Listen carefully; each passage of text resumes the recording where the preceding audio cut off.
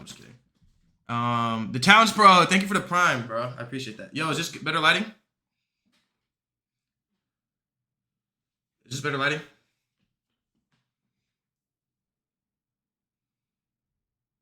Kinda.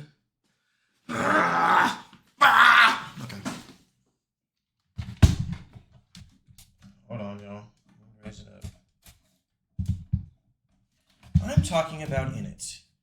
And if you have some cash, you are going to have to spend it. Okay. Okay, calm. I don't give anything like me. What's up, Vine? Vine, you missed it. I played Rolex and Woke Up by Day Day. Oh, shoot. Am I late? 3. We just did a Puer Eternus Part 3 Yo? lecture over. Yo, dude. Sorry to interrupt. Am I late? I'm so sorry. I just seen it. Oh, no. You're fine. You're just super loud. So something changed about your volume. Count to 10 for me. 1, 2, 3. Perfect. 4. Let me pull up. Turn you up just a touch. Yeah, you were super loud at the very beginning, but I think it's fine now. No, it's all good, dude. I actually wrapped up super early, so okay, that's sick. not on you, bro. I don't think we need this anymore. All right, let's get started, bro. I'm probably leaking a million things right now. I think not that I can see. Okay. Yo, wait, let me make sure my chat's good real quick, and then we're solider. Chat, can y'all see the doctor?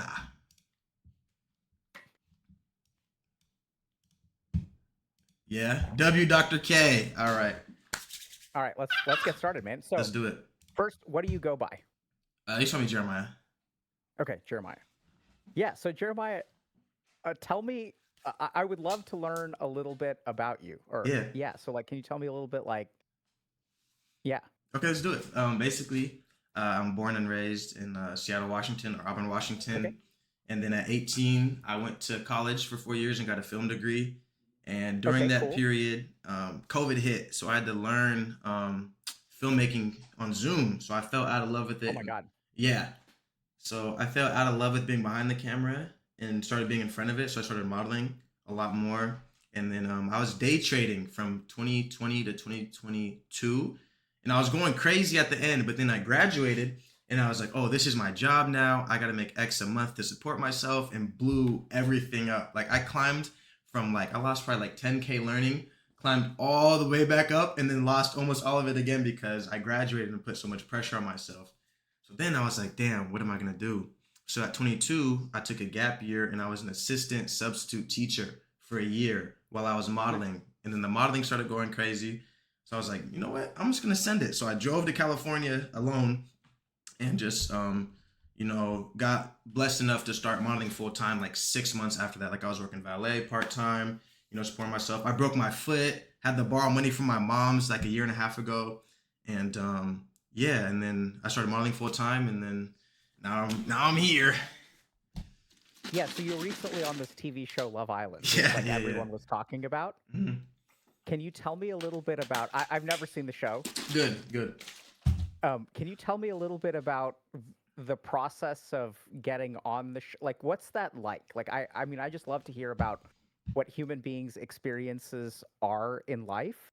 So can you tell me a little bit about what that was like? Okay, let me turn you up real quick and I got you. Chaz, is this better? Is it better? Can't hear him that good? Okay, let me turn it up. My fault. Can you ask the question so I can see if it's yeah. So I was just wondering, what is it like to be on a TV show like that? And what's the premise of the show? Can you explain it for us? Okay, I got you. They went a little higher. Testing 1, 2, 3, 4, 5, 6, 7, 8, 9, 10, 11, 12, 13, 14.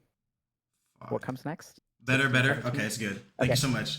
Yeah, sure. So the experience of the show was insane. I guess I'll start from the beginning. Boom.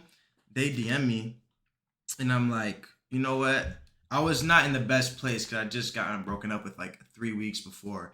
But I was like, it was kind of like something to latch onto while you go through a dark time, I'm like, this should be a crazy experience. I've never been out the country besides Canada when I was 16.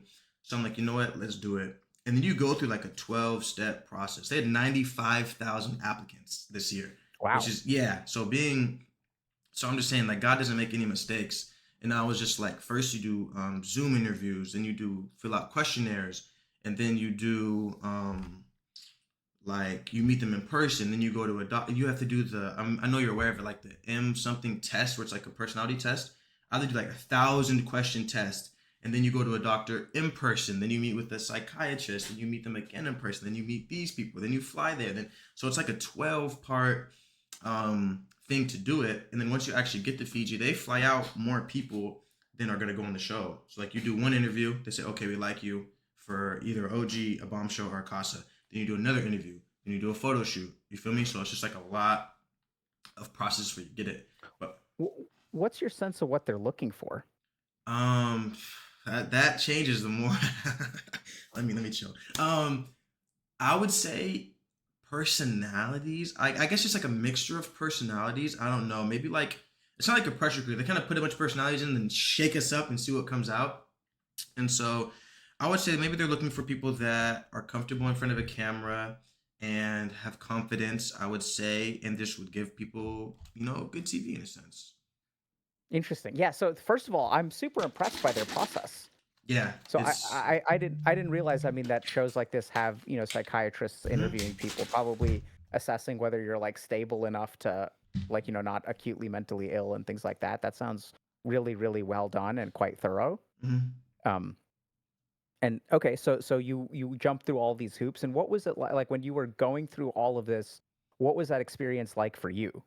The actual process before I got there was so fun because my sisters are obsessed with my. Oh, thank you for the sub, Chloe Zeromi. Sorry. My sisters are absolutely obsessed with the show. So I was talking to them the whole like every time I had an interview, a meeting, anything, I'm voice noting them, and they're like they're literally my best friends. So it was a lot of fun because I would go do something and then talk to my sisters about it, and they'd give me feedback. And then I'd go do something and then talk to my sisters. So it was a lot of fun because me and my three sisters all got to go through that process together. And would you say that you were kind of invested in making it through? Like, were you try harding in terms of wanting to be in the show, or how did you relate to this possibility? That's a great question, honestly. No one's ever asked me that. I think I just wanted to have fun and be myself because there wasn't like you can't really fake anything through that many processes, especially once you're on camera 24/7. Like I get some people can put up a front, for a day or two, or maybe even some weeks, but it gets to a point where it's like you're on 2, 3 hours of sleep and you just can't fake it no more. Like, so you really just have to genuinely be yourself through the entire process, or you're gonna get there and flop, or get there and be called a fraud. So it's really just like I had a lot of fun with it because I love forming connections, meeting people, laughing, joking, and all that. So the whole process was fun for me because I got to go chop it up with the producers. Oh, this is how I am. This is what I like. Whoop de whoop, and then go voice note my sisters. Yo, had another meeting, went great. Met at a cafe. Whoop de whoop, stuff like that. And so when you say you're sleeping 2 to 3 hours a night, how does that work? Yeah. Like, why So are you only sleep? in the villa, um, oh man, Doc, you don't even know. In the villa, I'm telling you, like, Yeah, I really don't. bro, like we probably average 4 or 5 hours of sleep a night. Like there was nights where Why? because they just want to. I'm not gonna throw shade. It's just like Like, what are y'all doing all day? it's like this. I'll take you through the day. We wake up at right after sunrise. We cook. Sounds great. Yeah, it's cool, calm. But we're going to bed 3, 4 a.m. And the whole Yeah. time we don't know what time it is. Like we don't know what time it is the entire time, like a clock or nothing. Okay. Yeah. Okay. That's super cool. So they don't provide you with It's any. not cool. No, though. Bro, our circadian rhythm is cooked because the bedroom there's no sunlight. So our circadian rhythm is fried like the whole show because we Wait, don't get to see sunrise and we don't get to see sunset unless we actually see it because we stayed up filming so wait, late or so early. you, wait. So I'm confused. Do Yeah. you don't go outside? No, we go outside, but our bedroom is blocked off from sun. It's just like lights, Okay. like LEDs. So we'll wake Okay. up, have no idea what time it is, get ready, go make breakfast, try to pull people for chats, play ping pong, stuff like that. And then we'll take a huge block of the day to, get ready. And then we'll go have like a date night thing outside. I don't know how to describe it, but yeah. Some days we're waking up like the night Charlie went home, it was from 6 a.m. to 6 a.m. day because we did a chat. So it was a 24-hour day, and then we had 2 or 3 hours of sleep, and then we had to do a date the next day. So some days were treacherous like that. Some days we got to sleep in, but overall it was an amazing experience, and I'm forever grateful. It was just taught me a lot about myself for sure. How long was the whole experience? For me, I was 2 weeks in the hotel before I went to the island or the villa, and then I was in the villa for 3 weeks, got booted, and then stayed another week in the hotel, and then flew home. So it was 6 total weeks for me. Okay. So like 3 weeks of sleep deprivation? Yeah, it's funny because like after I got outside the villa, I'm like, oh, I was surviving on 4 or 5. I can do this, and then I realized quickly, like, well, actually took me a while to realize it. It's like that's not smart or the healthiest way. And it's like, no, you need to get back to your 8, 7 hours of sleep because just because you were doing it before doesn't mean it's right. And so the premise of the show is that you're trying to find love? Yeah, yeah, that's it. And what's that like?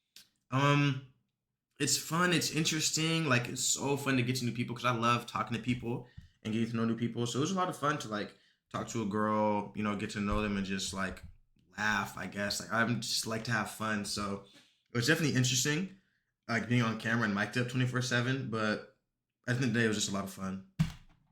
And so I mean, did you?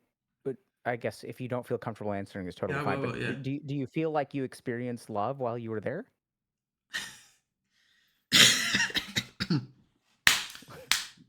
Do What's I funny feel about like the I question? experienced love? Chad, what do you think?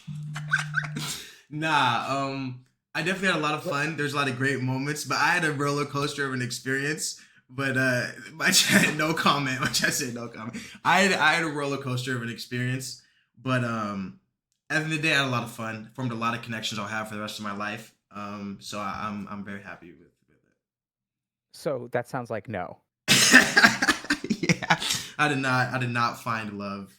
I found a lot of awesome homies though, but no love. What do you think?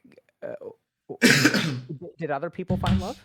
yeah. There's some couples right now that made out of it. Yeah. So what do you think is the reason you didn't find love? I would say the reason I didn't find love is because And I don't mean to put that on you, like nah, you you're failed good. at finding it. But I'm Um like I'm really curious about like, in a situation like this, how does someone find love? Like what determines whether someone finds love or not, you um know? bro, it's a great question. It's literally like you try talking to a girl, you see if you're compatible. If you are, you pursue it. If you're not, you go find someone else. And there's always new people being brought in. So it's kind of like speed Oh, dating on camera on mic interesting. 24/7. Yeah. Okay. Yeah. And so are you and when you say compatible, what makes people compatible? I would say just good conversations, values and stuff like that. Conversations and values. And you keep on using the word fun. Yeah. Can you tell me what that word means? I would say fun means laughs and creating good memories. Okay. Mhm. So laughs and good memories, Yeah. but not so lots of laughs, lots of good memories, Yeah. but not necessarily compatibility or having the same like wanting the same things from life or what do you mean by values? Like In terms of a connection there, like me personally, like I want a girl that has the same value as me, like family oriented, believes in something. You don't have to believe in the same religion as me, but at least as long as you believe in something, and things along those lines, getting self betterment and stuff like that.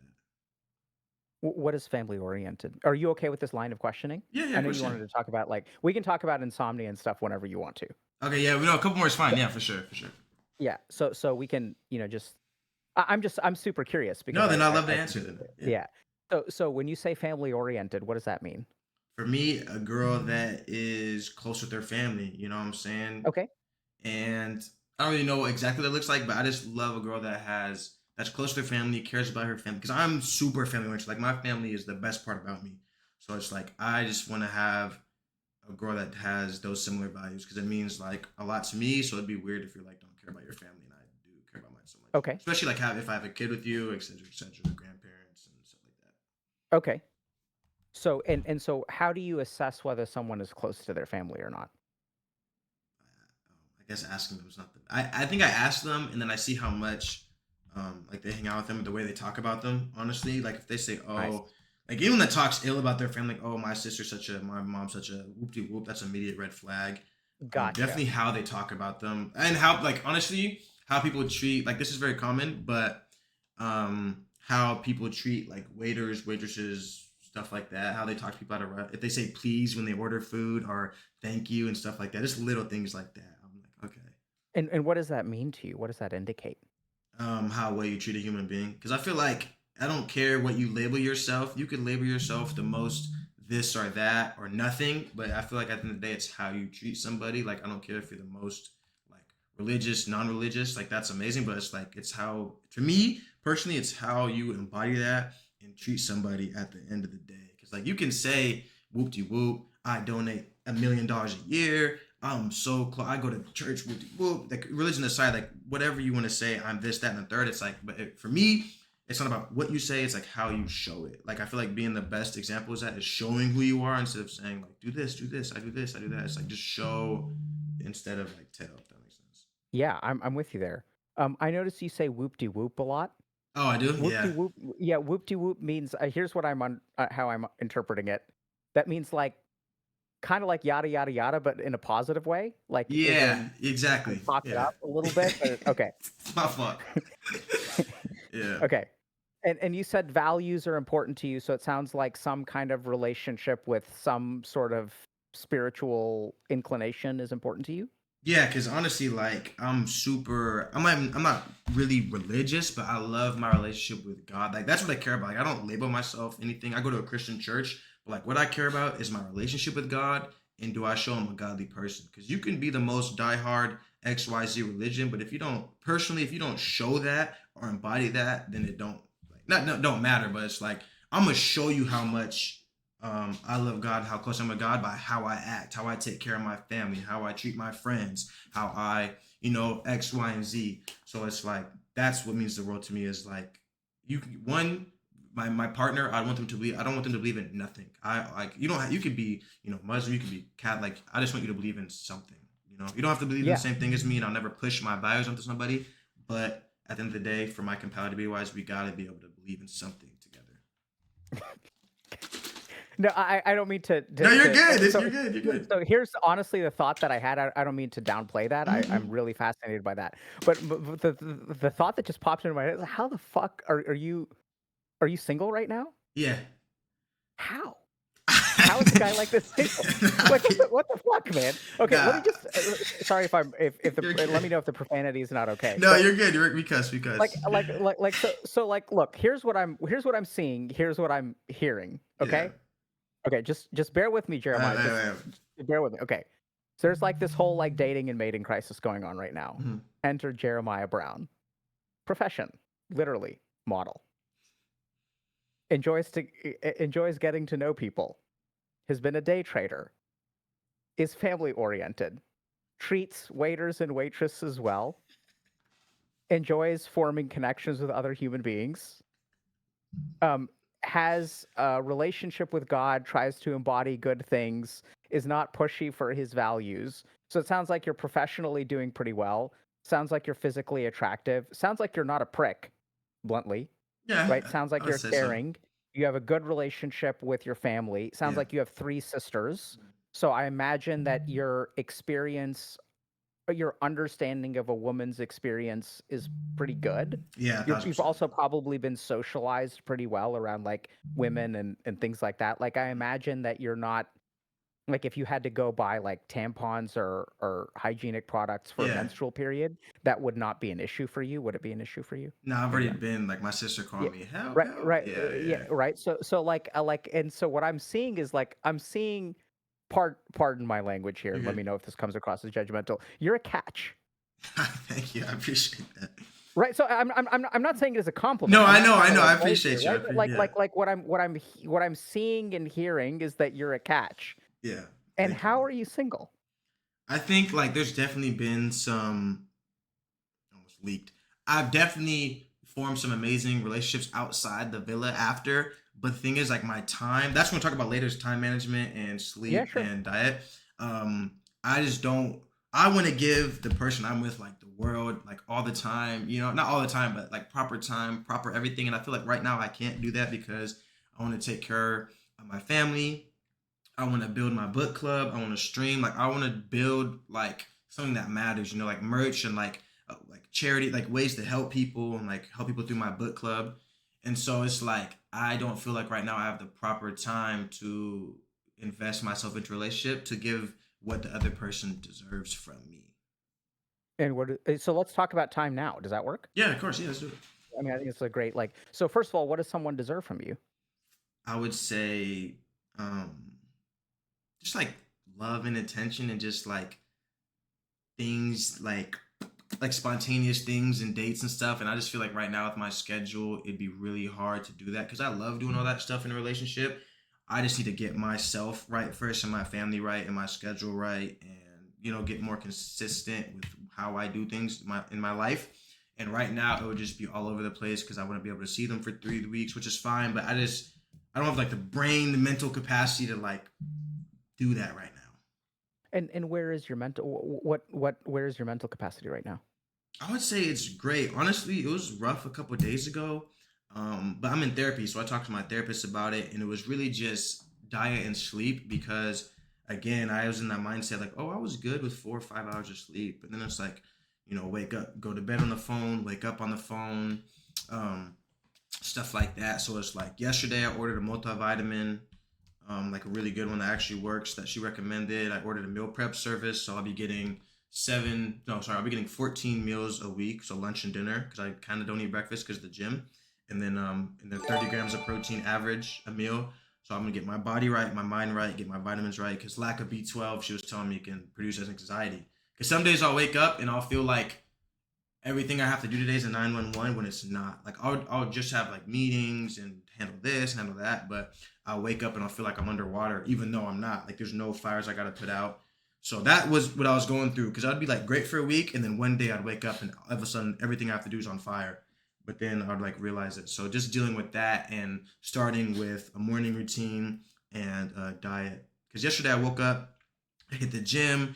I went in the pool for like 5 minutes. I walked to the grocery store, got healthy ass breakfast, and yesterday was phenomenal. Today I feel phenomenal. Woke up and hit the gym again. So I think just like not waking up and sitting on my phone and then getting better sleep so I can wake up and hit the gym. Like that's personally like the best way to start my day.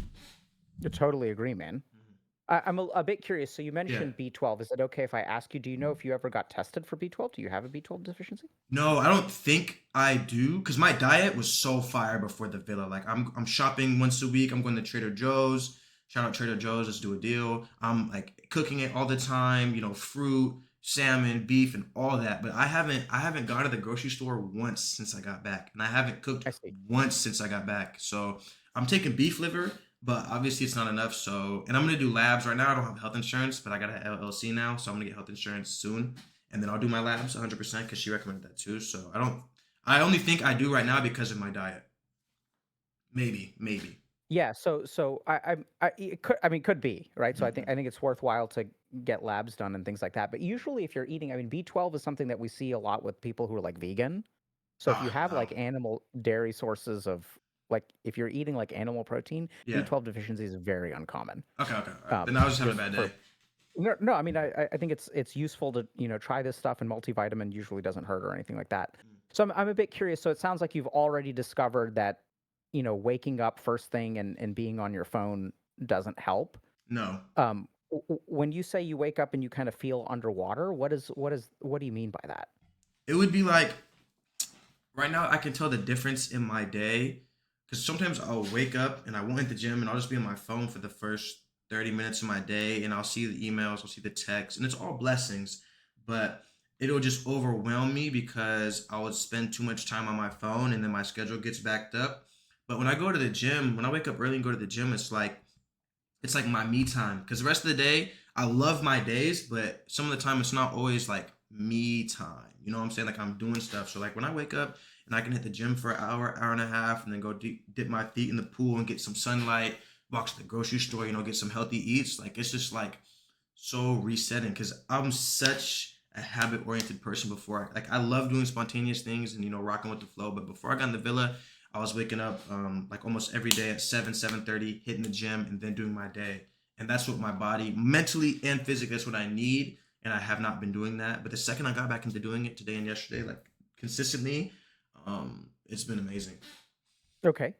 And so it sounds like you have a lot of things that you want to do. You want to stream, you have a book club, Yeah. merch. Mhm. So tell me, can you tell me a little bit about what you have like going on? Like, what does a Yeah. day in your life look like?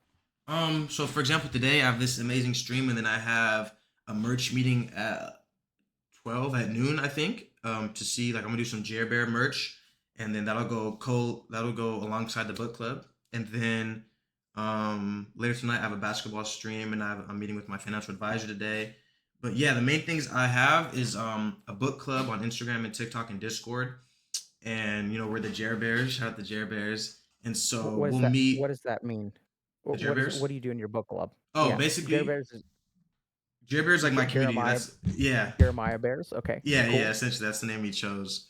And so basically, we'll meet once or twice a month on TikTok Live to talk about the book we're reading. I'll pull people up and we'll talk about the book, etc., etc. And then actually tomorrow from 11 to 2, the last bookstore in downtown LA, I'm doing an in-person book event. So I'll go there. I'll read some books. I'll sign books. I'm going to talk to everyone who goes there. I'm going to give out some things, walk around the bookstore, check people out, and stuff like that. What kind of books do you read in your book club?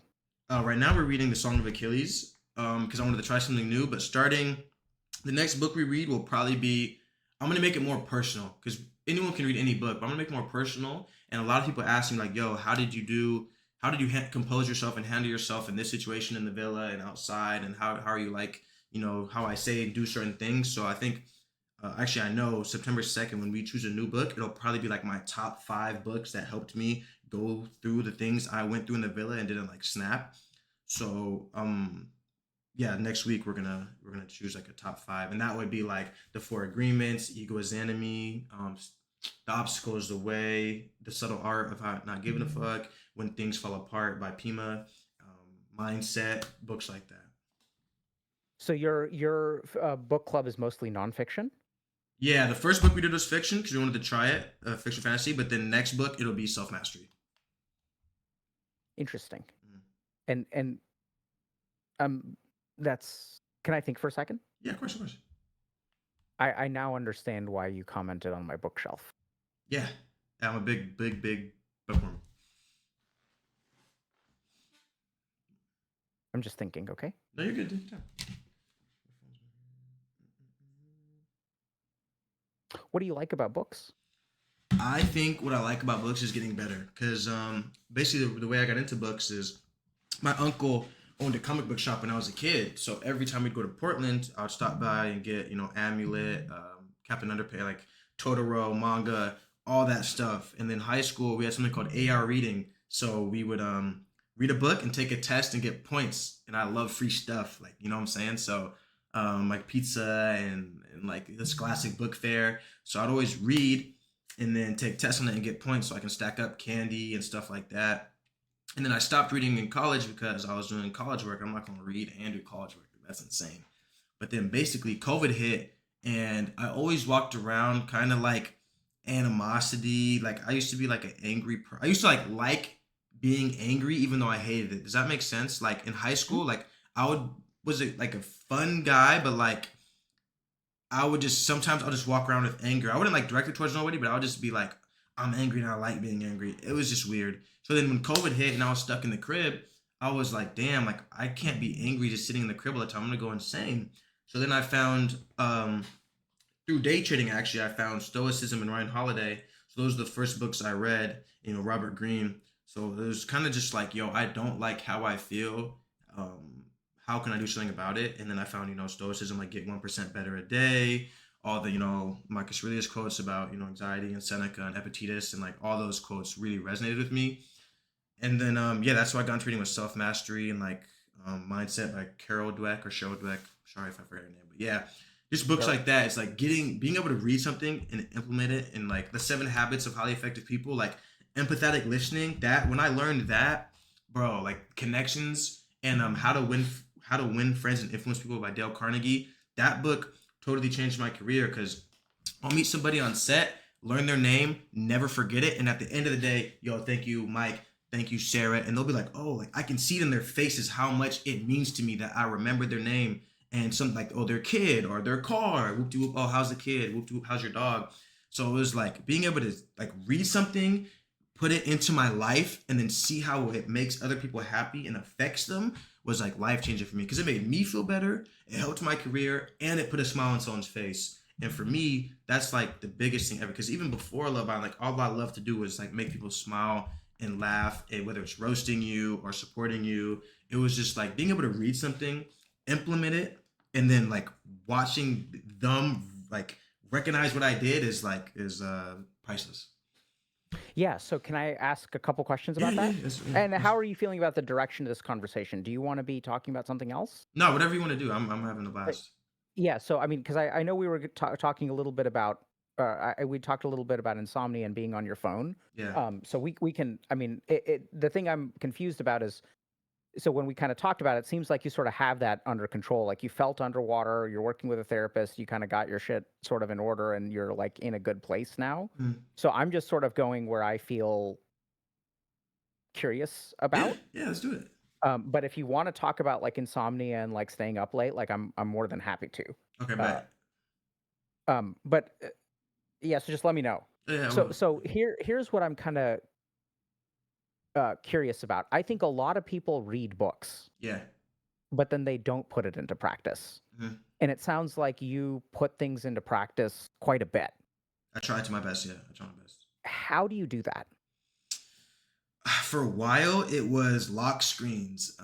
It was lock screens. It was notes. It was I have a success board in my room, and I'd put my favorite quotes on it, like you you choose the F's you give. Like Mark Metz, like you can only give so many F's. Like you can't care about too much, and just like quotes. So first of all, like a lot of self mastery books can feel like quotes, and that when I first read the Four Agreements, that's how it felt to me. It was four rules, but then I went back and listened to it, and it kind of like put it in my brain. Like don't take everything personally. So I would say the number one way I would implement it would like read it, and then literally go and try it. As hard as that sounds, like I would write I forgot the quote from it. Oh, first seek to understand, then to be understood. So I would have it as my lock screen around my notes, and the next time I had a conversation with someone, I would look out for myself, make it about myself. Because a lot of this is one thing I notice now, and it actually makes me upset because of how much I notice it. Like if I have a conversation with somebody or vice versa, and it's like, yo, I'm going through a hard time. This is happening to me. A lot of people think that the best way to help them is trying to relate when a lot of times that's not the best. Like, yo, my cat just died. I'm really going through it. And someone's like, yo, I know how you feel. My cat died 2 years ago. You'll get through this. And then the person's like, what the fuck? Like, I'm sorry your cat died, but this isn't about you.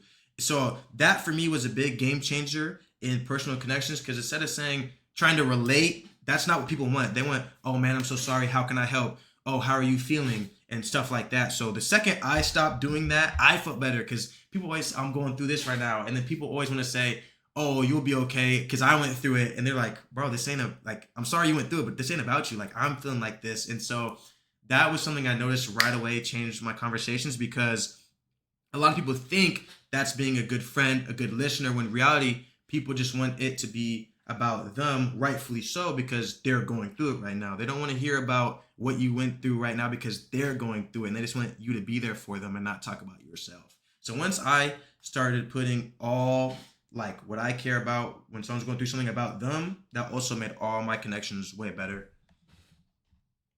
Yeah, so that's so interesting. So I'm hearing something different, I think, from what you're saying. So I know Mm. that sounds weird, but No, no, no. I think you're saying it. But so you mentioned lock screen. Yeah. Can you tell me what you like? You put quotes on your lock screen Yeah. Oh my on God. your So I phone? have 50 different lock screens, right? And they always so this one right now, I have like my niece, my sister, my family, cars I want to get, house I want to get. Like I have every like affirmation, manifestation, all that. So like half my family's half everything else. But this right now it says, if you're tired, then do it tired. Right. So today I woke up dumb tired, like oh, I want to sleep in and be, the most alert and awake for the stream. But I was like, no what? Even if I can go hit the gym for an hour, I'm gonna go hit the gym for an hour. So I literally like said, okay, I'm tired, but I'm gonna do it tired. So I drank my pre-workout and I went and hit the gym. So just like that, I wake up and I see. Well, I didn't see that one this morning because it's every hour, but I remember I see it enough, right? So it says, oh, if you're tired, do it tired. So I woke up, I hit the gym tired. So I always try to put the lock screens or sticky notes or um, notes in my phone, and I read on my wall as well. It's on my my whiteboard essentially. So it also sounds okay. So here's what I'm gonna try. So I see immense value in this conversation that I didn't see when we started, which is Yeah. not to say that the original there's not value to everything else, but I think that I think we live in a world where people always want to get better. Yes. They try to get better. Yeah. They consume a lot of content about getting better, and they don't necessarily get better. Yeah. So what I think is truly exceptional about you is that when you try to get better, it sounds like you get better. And once again, I'm not trying to glaze or anything Yeah. like No. that. Yeah, yeah. It's just like the number of people who apply, seek first to understand, then to be understood. I think that's Dale Carnegie. Yep. Yep. Um, and so that like people read all these books, Hmm. but the application is not there. Yeah. And so what I'm really curious about is like your process of application, because it sounds like when you read a book, there is some kind of impact. Yeah. And it's hilarious that you were talking about, doing it tired. So give me a second. I literally was doing a little bit of writing yesterday, and I literally wrote Sick. about that. Let me see if I can find it. Um, yeah, I don't. I think I was writing a little bit about how what's going to hold you back is your capacity to do things when you're tired. Yeah. Yeah. And That's huge. it's really scary. So, I've been trying to understand this a lot. And next month, it's funny, like we're trying to plan. We have a membership over here at HG, and we're trying to plan for next month. And basically, it's like members will select the topics that we work on. And so they had all these like topics, and I was looking at everything, and I was like, this is basically all like application problems. Everyone's like, I don't know where to start. I don't know how to practically apply what I'm learning. So it's like they have all this information, but they struggle to put it into action. Yeah. So I started thinking about, okay, like instead of these individual topics, like I don't know how to meditate, like where do I start? I don't know how to, build a social circle, like where Yeah. do I start? So there are all these like principles about socialization we'll teach, principles about meditation we'll teach, and then people like, I don't know how to act. Yeah. So I was sort of thinking about it from a meta perspective and being like, okay, I need to teach people like how to engage in action, basically. So that's sort of what I'm working on now. And then there were 2 or 3 things that I was working on yesterday. One is a lot of people don't realize this, but when you feel tired, there are 2 or 3 things that could be going on. One is you're physically tired. So fatigue could be a physiologic signal. The levels of adenosine in your brain sort of signal tiredness, and caffeine blocks adenosine receptors. So you don't feel tired even though you are tired. Yeah. So there are physiologic causes of tiredness, absolutely. But then what a lot of people don't realize is that tiredness can also come, tiredness is a craving for dopamine. So, and there's something really beautiful. So I was like, paying attention to my kids, Yeah. and my kids are like, I'm like, oh yeah, let's clean up for 15 minutes before bed. And they're like, oh, I'm so tired. Yeah. I have no energy. They flop down. And then I'm like, okay, fine, that's fine. If we don't want to, if you guys are too tired, y'all can go to bed. I'm going to watch a movie. And then suddenly they have energy. Yeah. That's crazy. So it's really interesting because if you want to understand physiology and neuroscience, I think the best place to learn is to observe kids, because kids are not socially conditioned. So their like bodies and brains don't have all this like conditioning layered on top. So they kind of function in a more like basic biological sense. So it's really interesting because tiredness is the subjective feeling of a dopamine craving. Yeah. Okay. Right? So when your brain when you crave calories, Yeah. that feels like hunger. When your sodium balance is off, you may crave water, right? So what is the feeling of a dopaminergic deficit? It's actually tiredness. That's crazy. And then when you feel tired, so then what usually happens when people feel tired, they'll default to seeking dopaminergic activities. So when Yeah. I feel tired, what do? I lay down on my bed, I pull out my phone. It's actually a dopamine craving. That's Because what insane. does the craving of dopamine feel like? It's kind of because we all talk about dopamine. What does it feel like when you crave dopamine? Like tiredness is at the top of the list. Yeah. Tiredness is also your brain's way of discouraging action when it does not see a good outcome. So like if I don't believe that studying, if like if I don't think that studying will get me an A, then I'll feel tired when I'm faced with studying. Yeah. So there's another really dangerous thing about tiredness, which is that tiredness increases if you're pessimistic. If your brain's calculations about the value of actions that you take, what's the value of working out? Well, if I work out, I'm still like, I'm not financially stable. So like, it's not enough. So I see That's this a so lot, real. That's so real. right? This feeling of like, it's not enough. So like, there's so many people who are stuck in life because any step forward is not going to be enough to solve their problems. And so if it's not enough, then your brain will tell you don't waste energy. And the way that your brain tells you not to waste energy is it makes you feel tired. Yeah. So there's all kinds of stuff about tiredness. And so I love that lock screen that you have, because tiredness actually is not a reason to not act. It's Yeah. very dangerous, because if you don't act when you are tired, you are actually training your brain to Mhm. give in to tiredness. Yeah. And then your brain learns, oh, wow, like this is how I'm going to, like, if I don't think this is, if your brain is making a calculation that this is not a good idea, which is not the same as you thinking from like a higher level perspective, oh, I Yeah. should do this. Brain is like, no, it's not worth it. Then it's going to make you feel tired. And then you're going to feel more and more vulnerable to tiredness. And what you'll find is you're feeling more and more tired, even though you're doing fewer and fewer things. Yeah. It's so That's weird, right? insane, actually. It's crazy. Like the less you do, the more tired you feel, and then everyone's like, "Oh, I can't do this because I'm tired." No, no, no. That's, you're training your brain in the wrong way. You need to learn how to do things when you're tired. When you're tired. So what I try to do, and literally I was doing this yesterday, is Yeah. like you know, if you game, I don't know if you game, but like Yeah. there's always like, oh, like one more game, like one more Yeah. round, like let's LG, queue up one LG. more time, right? And so now when I try to work, like I have a ton of work that I have to do, and so I'm fatigued. But it's like, okay, like how much can I push myself? Can I work for 5 more minutes? Can I work for 1 more hour? Like, you know, how much can I work? Can I work when I'm tired? And the moment that you're capable of working when you're tired, Bro, then your life is in your hands. game changer. It's like, it's crazy. So I love, you know, I just, it's funny because I was like literally thinking about this stuff and reading papers about it and stuff last night, Yeah. and then I see this thing on your lock screen, so I got excited. No, that makes me, bro. That Um, makes me excited that you're excited, bro. That's amazing. yeah, and so going back to, you know, it's interesting because it sounds like when you read something, like literally, how do you read it, and what do you do after you read it? Okay. I'll do. Yeah, I think the most one I want to say that's so real because, bro, like just to touch on that real quick. When I was like depressed in like the tail end of college, like I didn't go to the gym because I was like, this is so sad. But I'm great now. That's like years ago. I was like, what's the point of working out if I don't even want to like not want to be here? But I'm like, what's the point of working out if I don't like my life? Like, who cares what I look like if I don't even want to be here? So that's so real about how when you don't care about one thing, it just backlashes. And I love the quote like the best time to start was yesterday, and the second best time to start is today. And like all the atomic habits that things that James Clear talks about. But to answer your question, like I think the most basic example would be I would read the object is the way. Wait.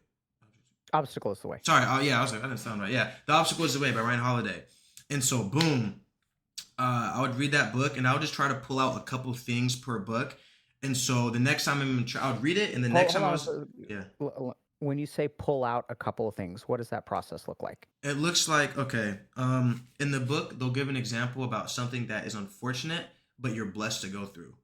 So, for example, the best way I implemented that would I'd be in traffic and I'd get mad. Oh, I'm in traffic. Damn, I hate traffic. And then I would think, I'd be like, okay, I just read this book. I'm gonna tell myself it's a blessing to have a car. I could be on a bus. You feel me? I could be walking. I could be Ubering. So I was like, okay, you know what? This traffic is a blessing, and it's different than toxic positivity. It's not that. It sounds like, but it's not that. Traffic How's it? sucks. You acknowledge that it sucks. Like, dang, traffic sucks, but I am so blessed to even have a car to be in traffic. And it's not faking being happy. It's not, I love traffic. It's just, traffic sucks, damn. But hey, you know what? At least I got a car to get me there. At least I have somewhere to go. You feel me? At least I woke up this morning. So it's not toxic positivity. It's just acknowledging things on the back end that you can acknowledge. Like, traffic's always going to suck. I don't want you to, you don't have to fake being happy. Yeah, it sucks, but it's okay that it sucks. Like, okay, it's cool. Traffic sucks for sure, but hey, shit, at least I got a car. At least I'm driving to work. You feel me? Because I'd be complaining about going to photo shoots. I'm like, damn, I'm complaining about traffic. What I get to do, what I love for a living? That's insane. Like, traffic gonna suck, but I mean, that's part of life. You know what I'm saying? So it's like little things like that, like, oh, the obstacles away, like, boom, I broke my foot and had to borrow money from my mom like a year and a half ago. Like, it sucked and it was one of the hardest points in my life, but at the end of the day, like, the obstacle is the way. And it's like, I'm not gonna, and it's not lying or pretending to be okay or that this is okay. It's just acknowledging that it sucks, but this is what I must go through. You know what I'm saying? So after I broke my foot, a month later, I booked my biggest commercial. So it's just, or a month and a half later. So it's just, it's not toxic positivity. It's acknowledging that this is bad, like, oh, traffic sucks, but it's just having something on the back end to know, like, this is something you must go through and it's okay that you're going through this, and just try to find the things around it that give you that gratitude. Yeah, so I'm feeling a calling in this conversation Yeah. to try to translate what you say. Okay. So I love that. So I think it's so great because people wonder, what is toxic positivity, what isn't toxic Yeah. positivity, and pardon me for mansplaining, No, you're good. but but no, I think you really hit on it. So I think a lot of times what people don't realize is toxic positivity. You said this. It's just I've Mhm. heard it in a particular way. Toxic positivity is pretending that something negative is positive, Exactly. right? Hmm. And I think what you're actually doing is fascinating. It's so interesting that you sort of stumbled into this or figured this out or studied it or whatever, but you're adding context to the situation. Yeah. So if we look at the nature of human suffering, the more zoomed in you are, Hmm. the more you will suffer. Yeah. So in this moment, oh my God, I'm in traffic. I hate traffic. Traffic is Yeah. never fun. It's never good. Yeah.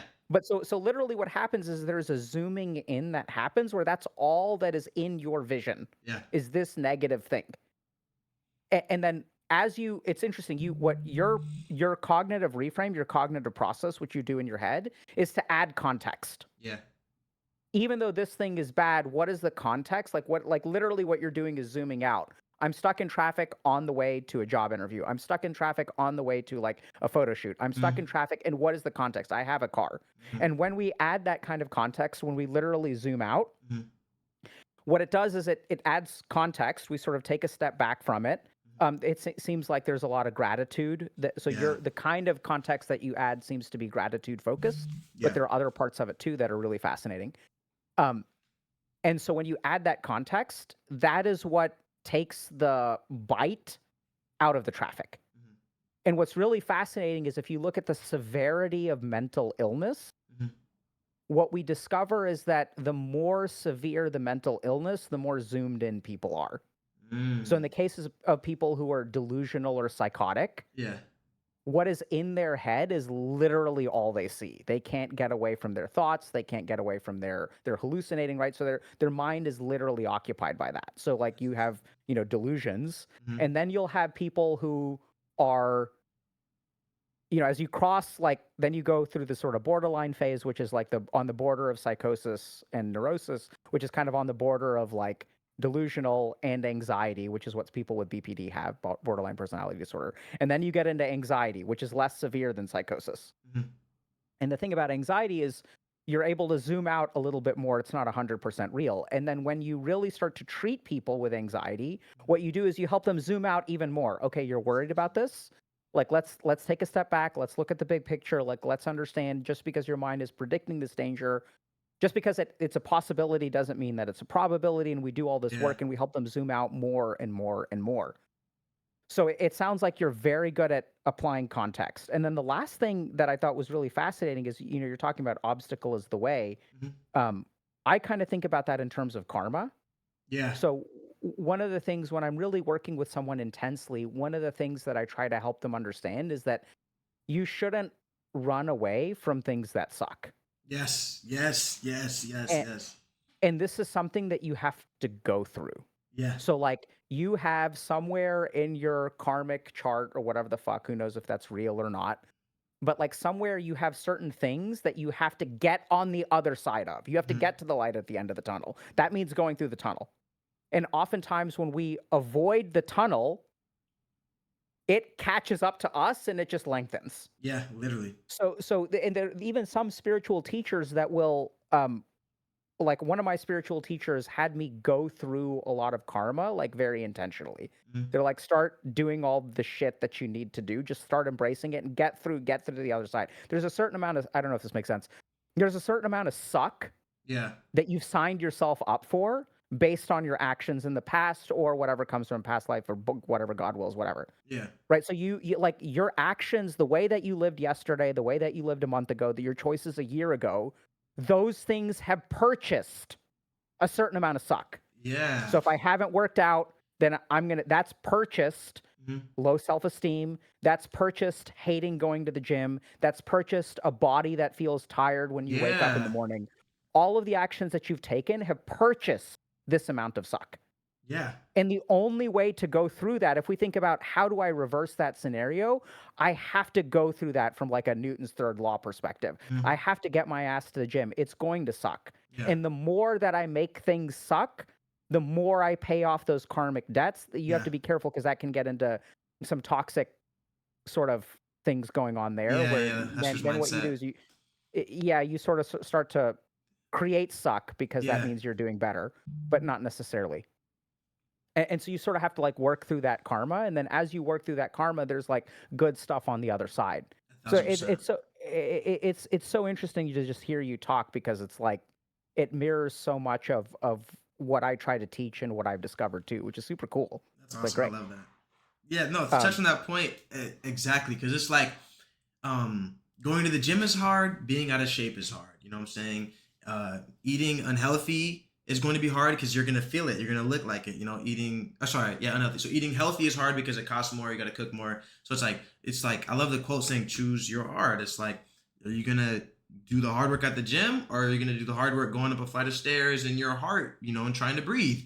So it's just to touch on that point. Yeah, I try to embody that because I couldn't agree more with yeah, like you, the best things in life are on the like there's a quote I do, like the best things in life are on the opposite side of fear. Like when I skydived for my graduation gift to myself, the quote I used was the best things in life are on the opposite side of fear. So I can't agree with you more. It's like everything you want in life, everything in life is like a problem or it's hard. So it's like, are you gonna choose this? Like choose better. Like Mark Manson says, life is just better problems. You know what I'm saying? You have money problems at 20,000 a year. You have money problems at 200,000 a year. So everything in life is just choosing problems and trying to have better problems. You want to have the problem of meeting a specialist once a week because you don't work out and you have bad heart health, or you want the problem of waking up early and hitting the gym? Do you want the problem of a sore body or a big body? You know what I'm saying? Not no hate, but I'm just saying like there's this in life. I feel like you choose your problems and you just want to choose the best problems. And the best problem for me is waking up early and going to the gym versus feeling so bad up in my mind. yeah. So I want to kind of go back to one or two things. So it sounds like first of all, when you read, you're really thinking about so a couple things. One is it sounds like you sometimes consume a book more than once. And what is the time window between reading a book the first time and then like listening to it on audio? That has only happened a handful of times. The main one would be the Four Agreements. I read it during college, like I'll say like 4 years ago. I read it, like 3 to 4 years ago. I read it, and at the time I loved it, but it was just a bunch of rules. And then my therapist recommended that there's this two book combo that is the most life changing. If I had to give anyone a two book combo for the rest of my life, it would be the Four Agreements and When Things Fall Apart. Like reading those two books together, it was right after my relationship ended and right before I went into the villa, and it was the most beautiful two book combo ever because the Four Agreements teaches you things like don't take things personally. I'm gonna blank on them now, of course, but that's like my favorite one. There's three other ones. Don't spit poison. Do your best always. And then when things fall apart, it teaches you about something called Cool Loneliness. I don't know how familiar you are with that book, but it's one of the best books ever written. When Things Fall Apart by Pema Chadron, I believe. It's heavily Buddhist and it's phenomenal. And she just basically, that book is the best thing I got out of it is a lot of people hate being alone or think it's a bad thing or like think being alone is bad or try to run away from sadness, but it's basically like that book is kind of like Mark Manson, but it's like one, being alone is awesome. Like learn to love it and sit with it, and like being sad is okay, being angry is okay. And the more you try to escape that feeling by doing what you usually do to escape that feeling, it's actually hurts you in the long run. So she was like, when you feel sad, sit with it, chill. Like, oh yeah, I'm sad today. I'll be alright tomorrow. Okay, I'm sad tomorrow. In 2 days I'll be alright. You know what I'm saying? So it's like that book totally changed my life. And so to answer your question, sorry I got sidetracked. To answer your question, I've only done it 2 or 3 times, but I went back and listened to the Four Agreements after I read Things Fell Apart because it didn't feel like rules anymore. It felt like a mindset. Because I think that's the hardest part about self mastery books is getting your brain to think about rule 1, 2, 3 instead of this is how I operate now. So that for me is like the hardest transition that I focus on. It's like, okay, this isn't a rule book. This is things that I need to learn and practice every day so it becomes second nature, not like, oh shit, okay, what was the third agreement? Oh, okay, it was this. Let me go do this. Like I just want it to be seamlessly like, into my brain. Like, okay, I'm not gonna take that personally because that comment that someone just said about me is how they feel about themselves and it has everything to do with themselves and not me. So it just seems like I'm that. hearing that you think very intentionally about how do I practice? Yeah, I try to. How do I practice what I am reading? Mm-hmm. So you pick 2 or 3 things that really resonate with you and you intentionally try to practice them. Mm-hmm. Okay. It also sounds like you feed your sensory organs quite a bit Yeah. with this stuff, Yeah, right? So I it's try not to. like one and done. It's like you have your board in your room, you have your lock screen. Yeah. So this is like, it's so interesting because when we think about like advertising, Mm-hmm. right? So the whole point of advertising is people will try to like carpet bomb your attention Yeah. with a particular thing. Yeah. And so I don't know if nowadays it's like Labubus or Dubai chocolate or whatever. I'm You're confused right. about all that stuff, but Yeah. but right. So like the whole point is like saturate your attention, and the more that you saturate your attention, the more that your mind will think in a particular way. So 100%. I see that you craft a system to saturate your attention. So there's intentional reading, there is how do I practice, and then Mm-hmm. there's the saturation of your attention with concepts that you want to work on. 100%. Am I missing something? Yeah, no, and then I try to remember the quote, garbage in, garbage out. So like if I wake up, lock screen, okay, do it when you're tired. The obstacle's away. I wake up, I'm brushing my teeth. I got things right here. Stillness is the key, ego is the enemy. That's me brushing my teeth. Don't clip that. And then I get out, I'm looking at my wall. Healthy mind, healthy soul. I'm like reading my quotes. Okay, boom. So before I'm even out the door, I already got 3 or 4 hits of what I want to consume. So for me, it's like if I consume that, then I'll eventually, put that out. And it's more than just reading quotes. Like I'll take that quote and I say, okay, I have to practice that because you could read. So like you said, you can read a million self-help books, but if you don't, or self-mastery books, but if you don't um, do it, then it's useless. So it's like, okay, to this week I want to focus on this. This month, this day I want to focus on this. Okay, today the obstacle's the way. Everything that happens to me today is a blessing. Oh damn, I'm late to I went to the gym. Okay, I'm late, but at least I'm here. You feel me? So it's just like I try to focus on one thing at a time and build that muscle, if that makes sense. Like, okay, um, I'm tired. Like I said this morning, I woke up, I'm tired. Okay, today I'm gonna practice. If you're tired, do it tired. Okay, boom, I did that. And I try like the honesty, because people can try to do too much at once, and that's why I love Atomic Habits. Because you want to start running, don't go run a mile today.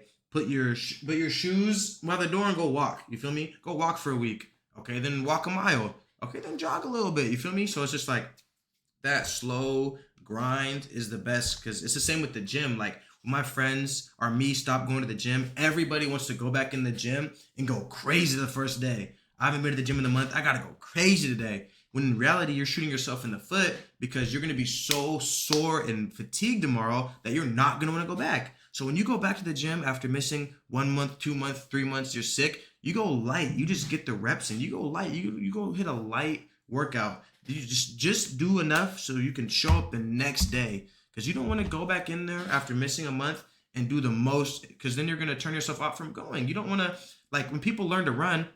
If you say, I'm gonna go learn to run, and you go run 2 miles, you're gonna be effed up the next day, and then you're not gonna want to run again. So you have to baby yourself into whatever habit you want to do. So if you read a self-help book, okay, today, this week, I'm gonna focus on chapter 1 through 5. Today, I'm gonna practice gratitude through all this shit I hate. Like, oh damn, this sucks. My coffee's cold. You know what? Coffee's cold. It'll be hot tomorrow. I'm not gonna make this coffee ruin my day. Because a lot of people like, oh, don't talk to me until I have my coffee and just stuff like that. So it's really just focusing on a couple things at a time so you can actually implement them. You don't want to read a whole book and then try to implement the whole book in a day or in a week. Like, you want to take out the things that you can actually implement and set yourself up for success, just like if you're learning to run, just like if you're learning to work out, just like if you're going to the gym. I hope that makes sense. Makes a lot of sense. I'm thinking.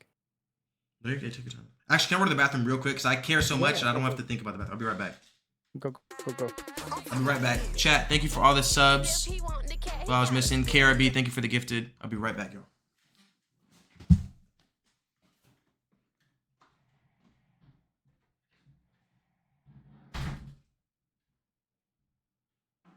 Fascinating. Not the conversation that I was expecting. What do y'all think?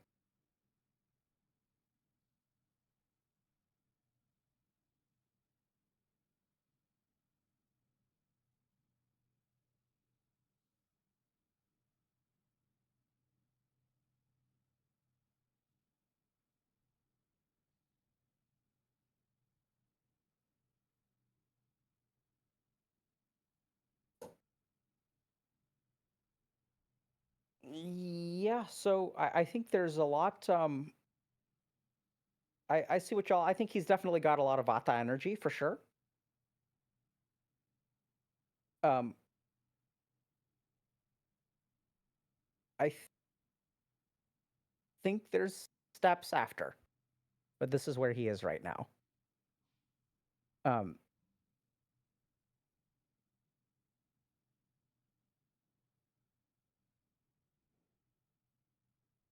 so I think there's a lot of great comments and questions. How do I know if I'm really tired or just dopamine tired? I think this is a really good example of a completely unproductive question. Not trying to burn someone here, but what difference does it make? So y'all have to be careful about the way that the mind works. Right? So when we're introducing this concept of dopamine, I feel so much better. Why are we laughing? Why's my chat laughing? when we're sort of looking at tired or dopamine tired, which one are you? Right? So just notice where the mind goes. The mind goes to like, which one is it? Not action irrespective of which one it is. That's where the money is.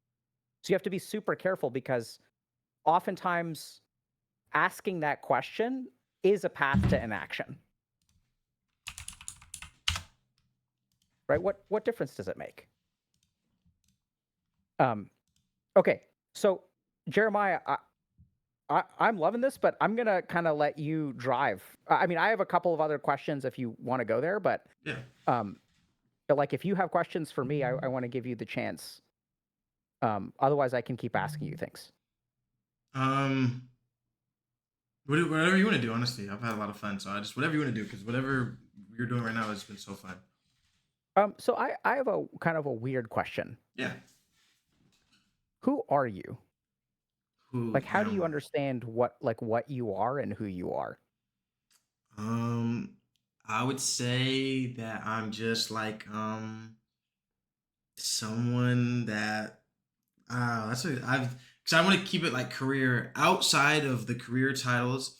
I would just say I'm someone that just likes to have fun, likes to spend time with my family, and likes to just get better and make people around me better the best way I can and help people around me. Yeah, And that's how a old crazy are you? question. I'm 25. Okay. Okay. I think that makes sense. Yeah, that's Who are I was just you? very um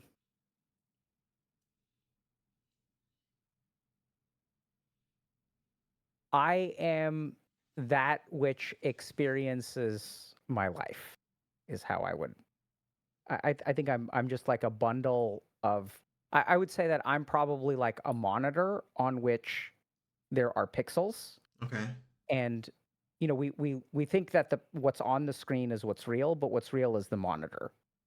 So I think that in the past I have identified as like a man, a doctor, a father, things like that. I think really at the core of it, I'm none of those things. Okay. I'm just that which experiences the life that I'm living.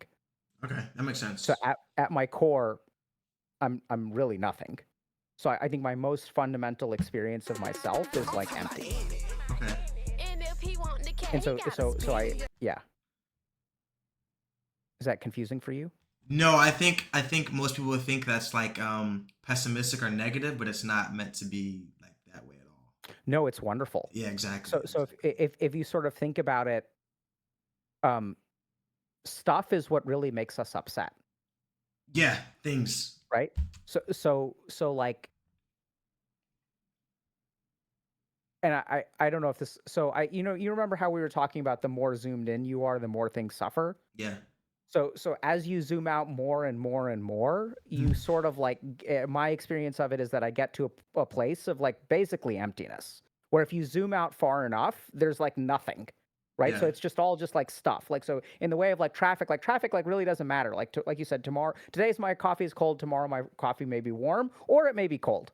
Mhm. And then at some point maybe warm coffee will come. Yeah. But in this moment, cold coffee does not bother me. Yeah. It's okay. So the more that you zoom out from yourself, the more that you can say, like, okay, like whether I'm a doctor at the top of my class or bottom of my class, whether I'm a dad, whether I'm single, whether I'm ugly, whether I'm sick, whether I'm not sick. For me, nausea was a really hard one. Yeah. So all this like kind of philosophy and thinking stopped short when I got violently nauseously ill. Oh, sure. And then a couple years ago, that sort of changed, and I tried really hard to be okay with nausea. And then that was big for me. But I think that the yeah, I mean, I'm just really I'm just kind of like this bundle of consciousness that Yeah. experiences all of the things in Alok's life, and like that's really what I am. Mhm. So I think all of the properties that you would apply to me, I think I embody those in some way, but it's not really who I am. Okay. That's Yeah. powerful. That's powerful because, yeah, dang. Because I think people fall in love with labels, especially with social media. Mhm. Like you'll click on someone's bio, and I'm guilty of this too. Not saying it's a bad thing, but you'll click on someone's bio and it'll say entrepreneur, fitness coach, this, that. It'll have like 7 titles. So I think to just, and people would think it's like a bad thing. Like you can say you're empty, but you still, that doesn't mean you don't experience joy or pain or anything like that. So I think it's very powerful that you have that outlook on this. That's like a goal. Yeah. So I mean, I think all that stuff is going to come, right? So Yeah. joy will come, pain will come. All that is going to be dependent somewhat on my karma, but as far as who I am, I'm just that which experiences my life. Yeah. Everything else changes. So like, I was me before I was a father, Yeah. and I'm me after I was a father. So that can't be truly what I am. I Oh was me shit. before I was a doctor, and I'm me after I'm a doctor. So that truly can't be what I am. So what is the Yeah. most constant aspect of who I am? It's just I'm the one who's living my life. That's really who I am. And all the That's things that I think are my life are not really it. Really the only thing that is truly constant in my life is that I'm never living yours yeah. and you're never living mine. Mhm. I'm the one who's just in this machine. Yeah. And then all the things, all the happiness, all the sadness, all the desires, all the striving for and all that kind of stuff, that's just in the machine. It's not Mhm. really me. Yeah. Oh my God, that's relating to a book. I think it's when things fall apart. That's so beautiful. Oh my God, that's something I wanted to say. No, that's so beautiful. Oh my gosh. No. Wait. Okay, go back before you said that's not really me. What did you say? Oh yes, the title thing. That's so real because boom, if you invest all your like who you are as a title, like I'm a doctor, I'm a doctor, I'm a doctor, and then you get stripped of that some way, shape, or form, it'll be the most catastrophic identity crisis ever. So I love how you don't put your value or who you are into labels that can be taken away. Like that's so beautiful and like goals like okay, I can't be like, oh, I'm Jeremiah. I'm a model content creator. Because if that stops, then I'm Jeremiah and the sentence ends, you know? So I think it's really inspirational that you take away all those labels because at the end of the day, that's just stuff that the machine's doing and that's not like who we are. Absolutely. Right. So I think that there's a lot of stuff. It doesn't surprise me that when things fall apart, I mean, this is what I think is really interesting about a lot of what you're saying is that I think there's a couple of like concepts that they fall back to. So one is ego, Yeah. or in the Eastern system, we use the word ahamkara, or it's the feeling of I. Okay. So this is like when you say I am dot dot dot, anything that comes after the dot dot dot is actually your ego. It's not really what you are because those things change, right? So I'm a loser, I'm a winner, Yep. I'm right. So I'm a doctor. And the more that you attach yourself to your identity, um, and I became a doctor, and then um, the medical board was investigating me for concerns, then maybe I would have lost my license and stuff. And those are all good things. Those are health.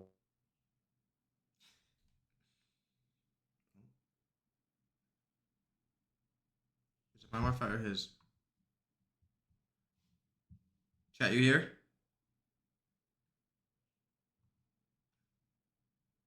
Okay, okay, okay. His. Okay, okay. What's up, y'all? What's up? We're gonna upload when he gets back. We're gonna upload this on YouTube today and put out clips immediately.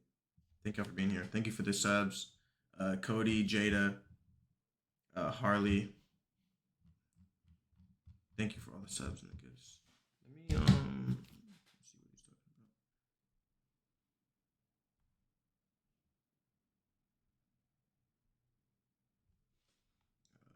You're frozen on my screen.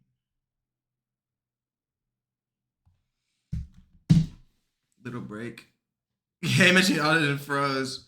The YouTube channel is Find Jeremiah. The VOD will be up today. Today. I don't know what should I do. I just DM'd him. Y'all lost the call. Should I call him back? Hold on, let me full screen real quick, y'all. 1 second, y'all.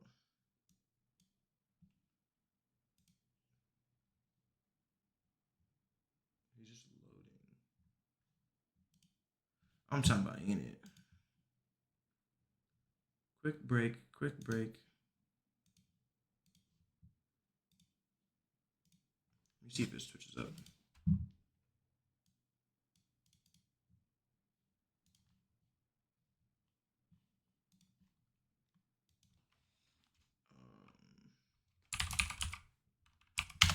Is he still live?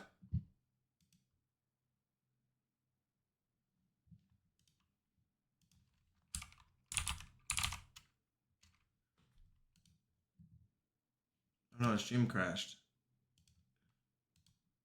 Dang.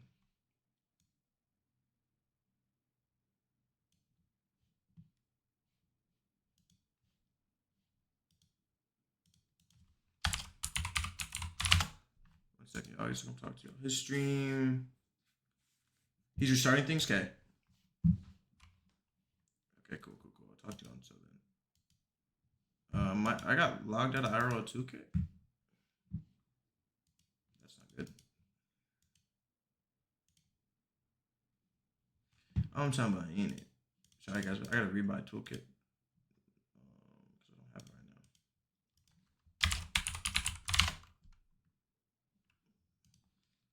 now. Okay, let me talk to y'all then. OBS. Let me know when he's back. Play over here actually.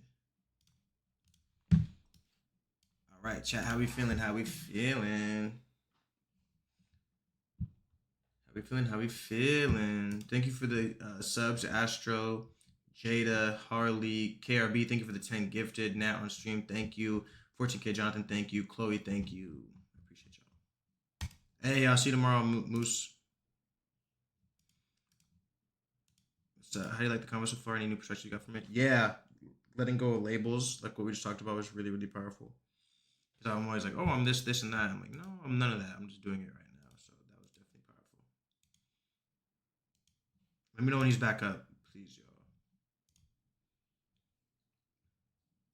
Yo, Jeremiah just finally does. Thank you, Harley. I appreciate you. Any more book recs? Sandy Cheeks, get the 4 agreements and when things fall apart. Hey, I'll see you tomorrow, Implicity. That's sick. Sorry, I turned my phone off. I didn't think I could hear it.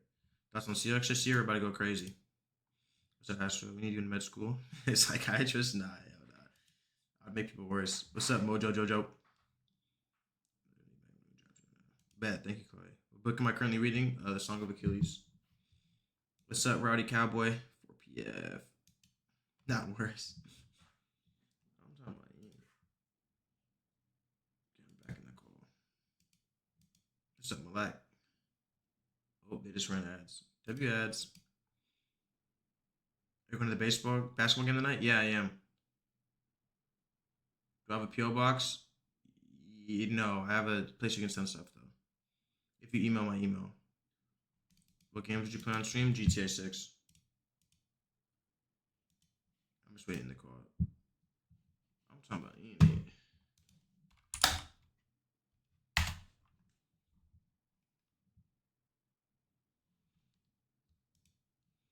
Let me know when he's back.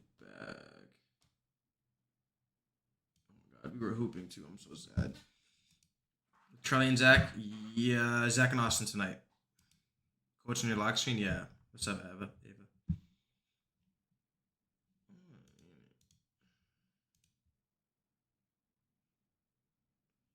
Yeah, no, I gotta finish it this weekend, Nikki. I'm behind, I ain't gonna lie. Thank you, Sophia. Yeah, that's at noon. I'm talking about Enid. Oh man, I'm really in emails.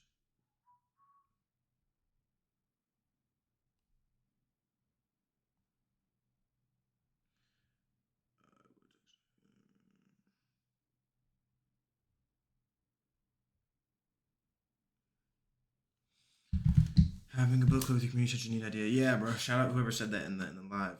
Yeah, I'm gonna get to it. Plushies, I got you. Yeah, merch is gonna be fire. I got a merch meeting today. He said, sorry, give us a second, Dr. Because we're gonna.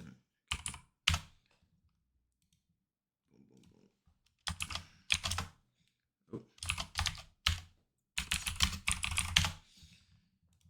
We'll be back soon. I'm talking about Enid. What do you want to talk about? Sub on TikTok live for the book club exclusive streams too. Yeah.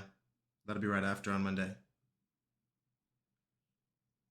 This VOD will be up today.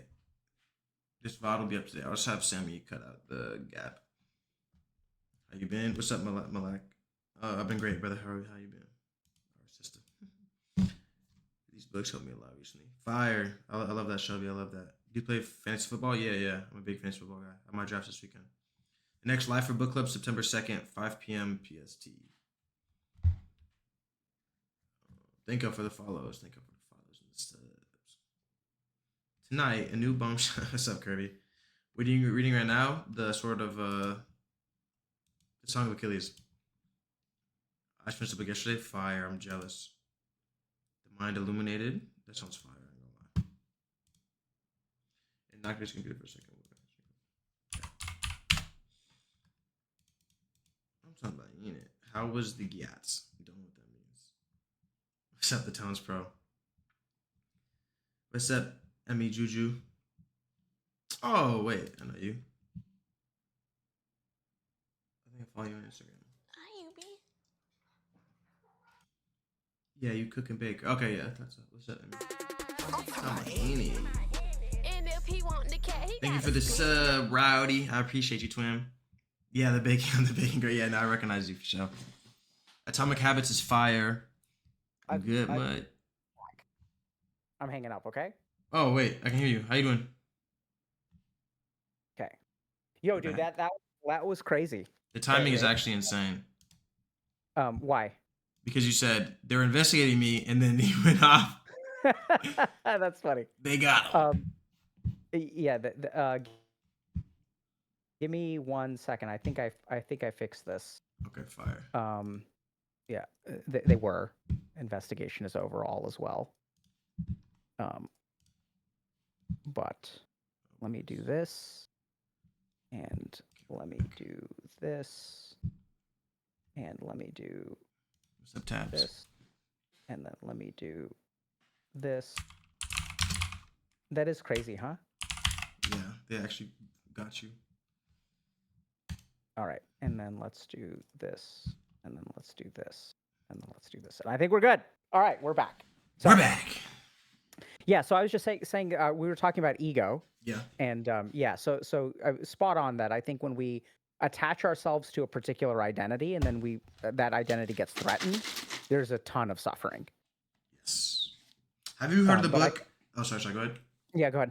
I was gonna say, there's a book I read right before I went to the villa. I think it's How to Stop Overthinking by Joseph Nguyen. It was like a random TikTok book I got, and it was basically saying like thoughts aren't the problem, but thinking is. Like, for example, like you get a thought and it's like, oh, I might lose my job tomorrow, and it depends like what you do with the thought that if you suffer or not, because like you could go down that rabbit hole and think for an hour, like, oh, I might lose my job, then this will happen, then this will happen, then this will happen, and instead of just like stopping at the thought, you thinking is what causes our suffering, not things that happen to us or thoughts. It's the actual thinking.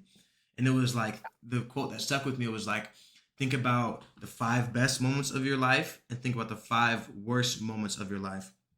How much were you thinking or in your head during the 5 worst moments? And how much were you thinking or in your head during the 5 best moments? If you were thinking or had an emotion, it was after. Like, it was either like it happened, and then you're like, oh my God, this is amazing. This is thinking, or this is the best, whoop de whoop. Like, oh, GG's.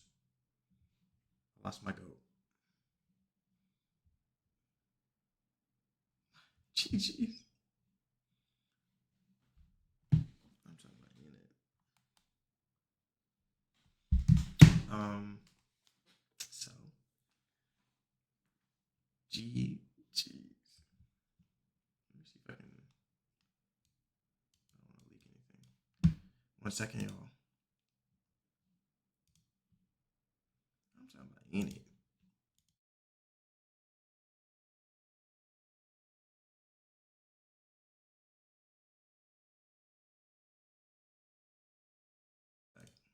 I think something was getting wonky.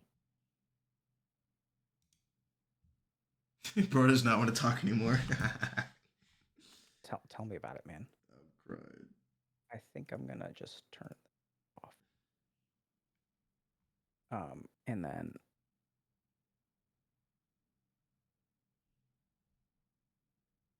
dude, what is going on? I think I'm gonna actually just restart my PC. I will be back in a minute. Okay, but do you think? I'll be here.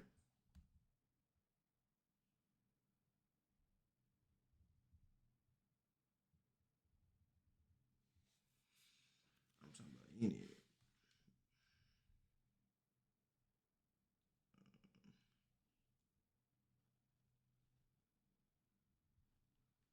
One second.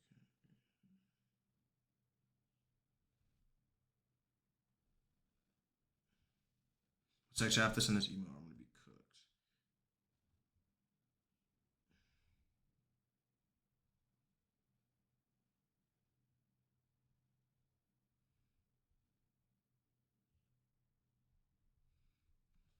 I'm talking about in it. I'm checking y'all.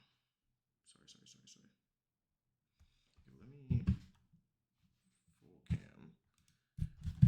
Full cam.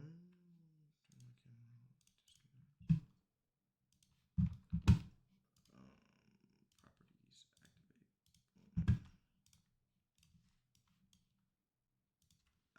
We're back. 1 second, y'all.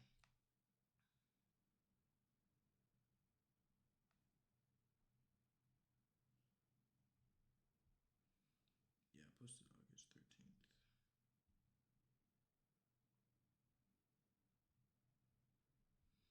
I'm talking about in it.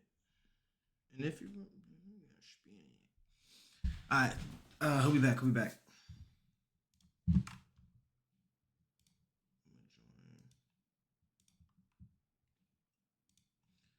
Okay. Alright. Oh, All right. I'm it's I'm quick. back here quickly. We're gonna try this. Yes. They don't want to see us win. So we got this. Jeremiah, can you hear me? Yes, sir. Okay. Can we? Can I don't see your camera. I'm Is that fixing it me? right now. All right, we got it. Okay, now I should be good. Okay, fire. Chat, we back? Everything good? Oh, yep. We're back. Okay, so what were we talking about? I forgot. Oh yeah, you were talking about thinking is the problem.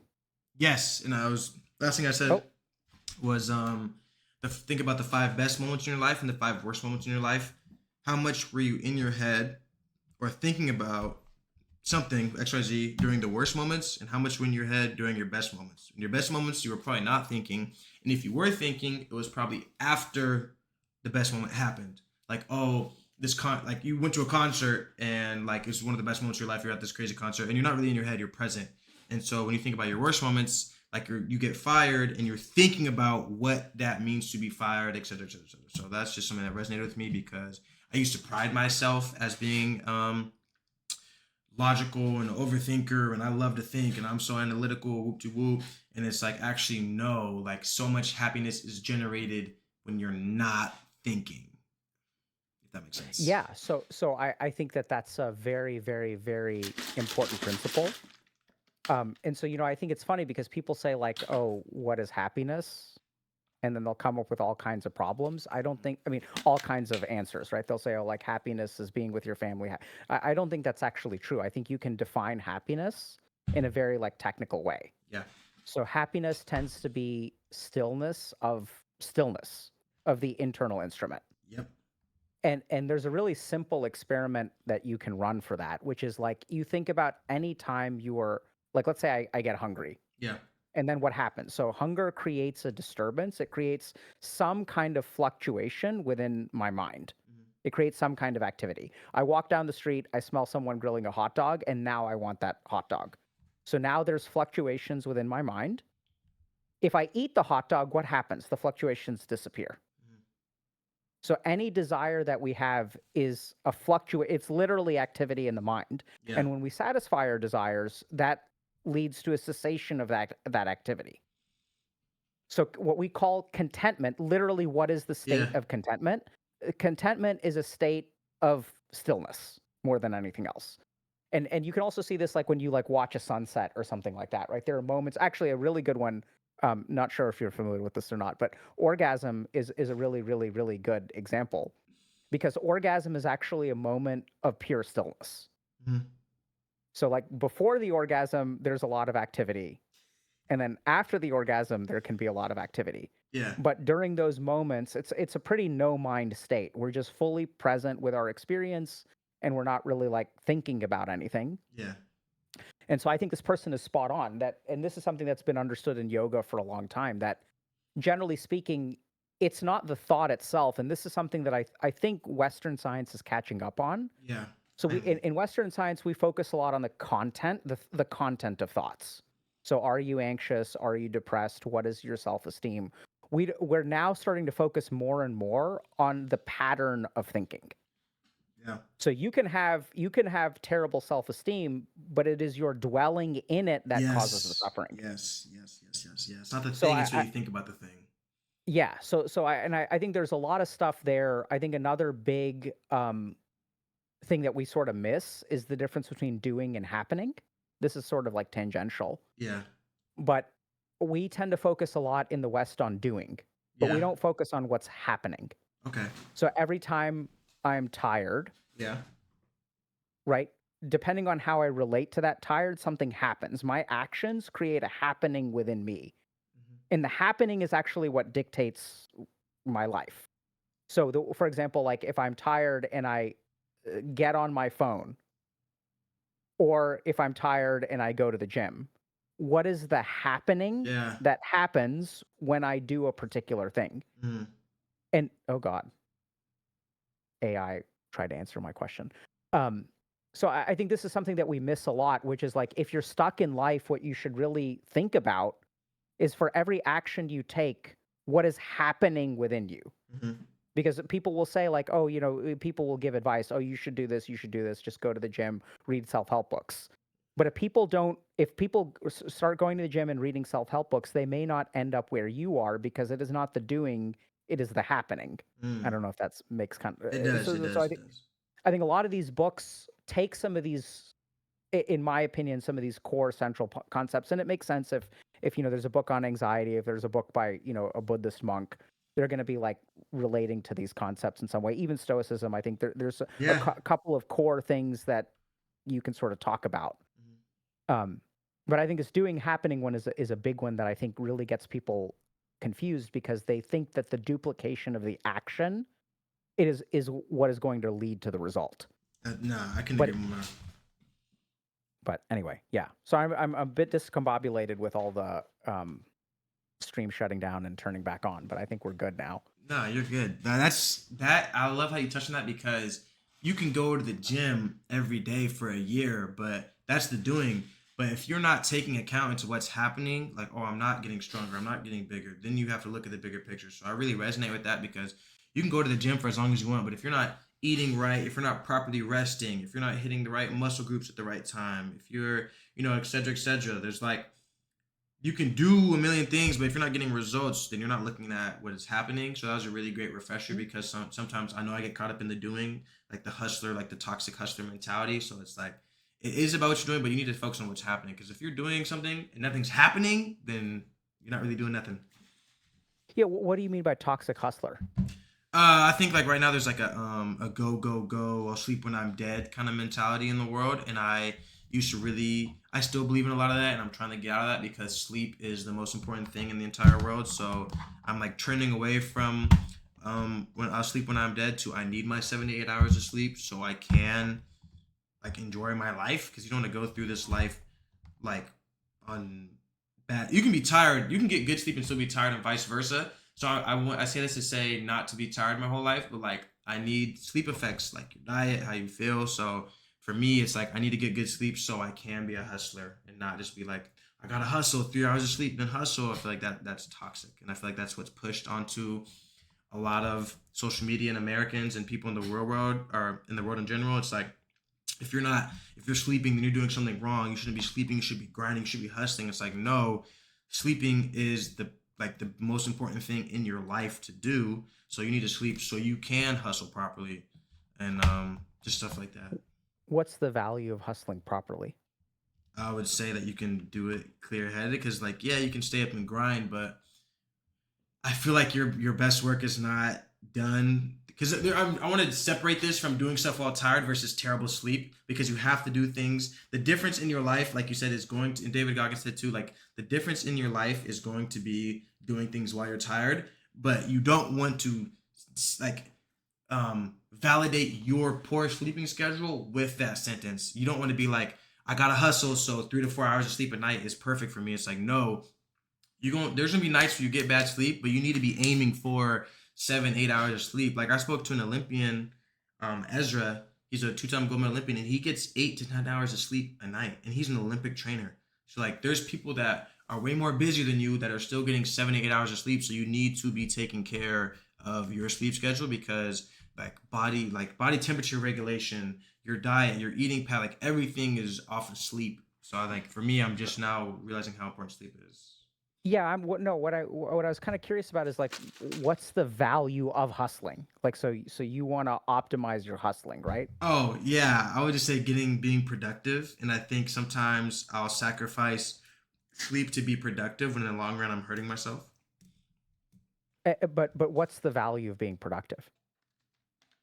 Um, uh, money and like building something and taking care of my family and stuff like that.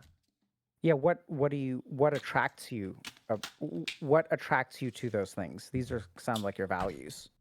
Yeah, I would say one, comfortable living, two, being able to take care of the people I love. For example, my sister is my social media manager and she gets 10% of everything and she just had a baby. So being able to my niece to be able to go to any college or trade school or start a business when she's 18, not go to school. I think things like that. And obviously myself, like I like nice things, I like comfortable living. So selfishly things like that too. So I was just saying one, being able to change my life, and two, being able to change my family's life. Like in a week, all my friends are coming out and I can get them an Airbnb now and we can all hang out and go to a concert together, amazing tickets. So just doing things like that is why like I grind like the way I do. Sounds wonderful. Sounds Yeah. like It, people are very lucky to have you in their life. thank you. Yeah, I try my best. I try my best. I'm not perfect, but I try my best. I try my best. Yeah.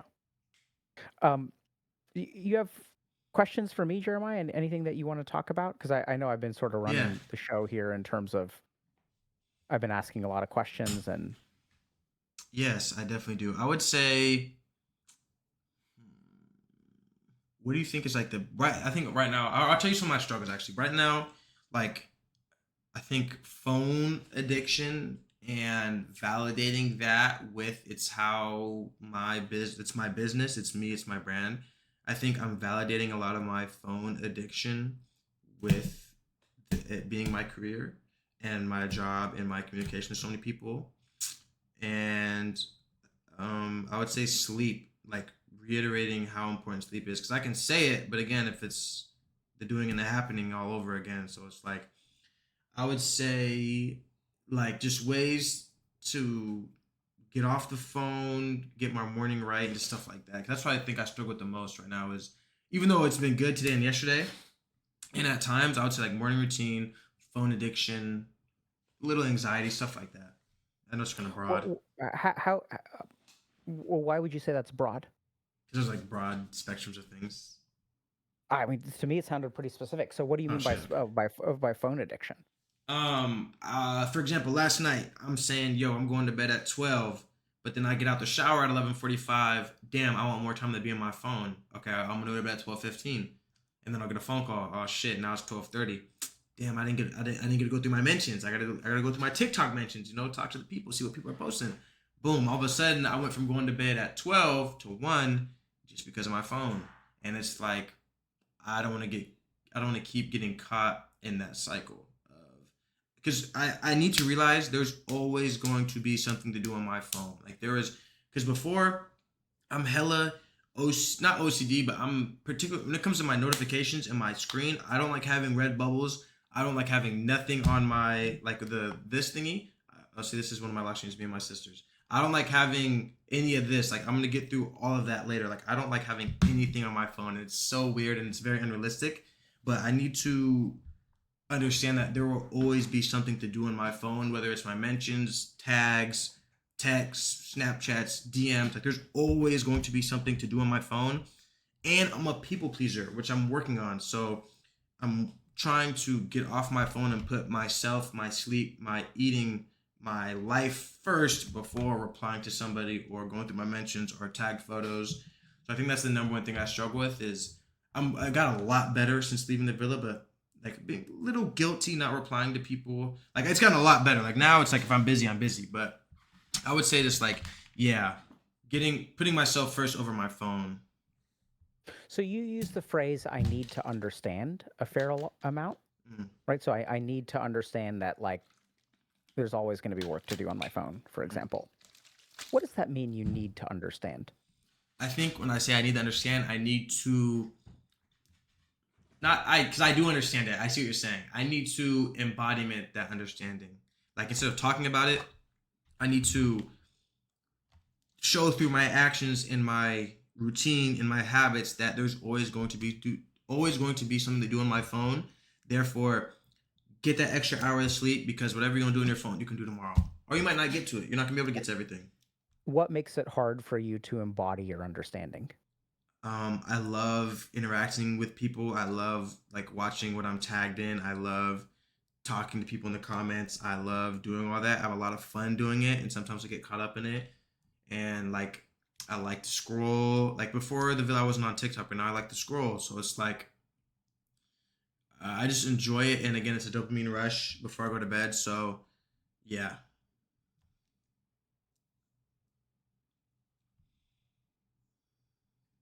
Okay.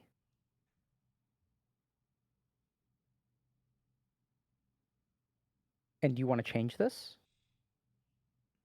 see, that's another topic. It's like because a lot of people talk about something they don't like to do, but they don't actually want to change it, or you would like it until it gets to a point. But no, I genuinely want my phone. My phone time right now is like I don't want to say it. My phone time right now is insane.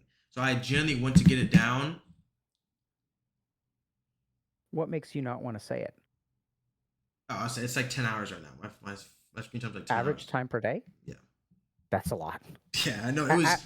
Average in the US is like somewhere around 6 hours. Yeah, I got it So down to that before the villa, but yeah, no, my screen time. I'm telling you. Let me pull it up real quick. Yeah, last week's was 9 hours and 20 minutes. The week before that was 9 hours and 50 minutes. The week before that was 9 hours. So yeah, this week it's nine and hours. how do you spend your time? What's your app breakdown? I'll go for this week. 11 hours on TikTok, 10 hours on Snapchat, 8 hours on messages, 6 hours on Instagram, 3 hours Safari. Okay. So I think there's 2 or 3 ways to approach this. Or not 2 or 3 ways. There are 2 or 3 steps to approaching this. So anytime you're trying to make a behavioral change, you can approach things from the drivers in the environment. Okay. So really, really simple, right? So if we're thinking about like someone who's addicted to alcohol, if they have alcohol in the house, if they continue hanging out with their friends at bars, if there's an environmental influence for things that we're addicted to, and there are the reasons that they drink.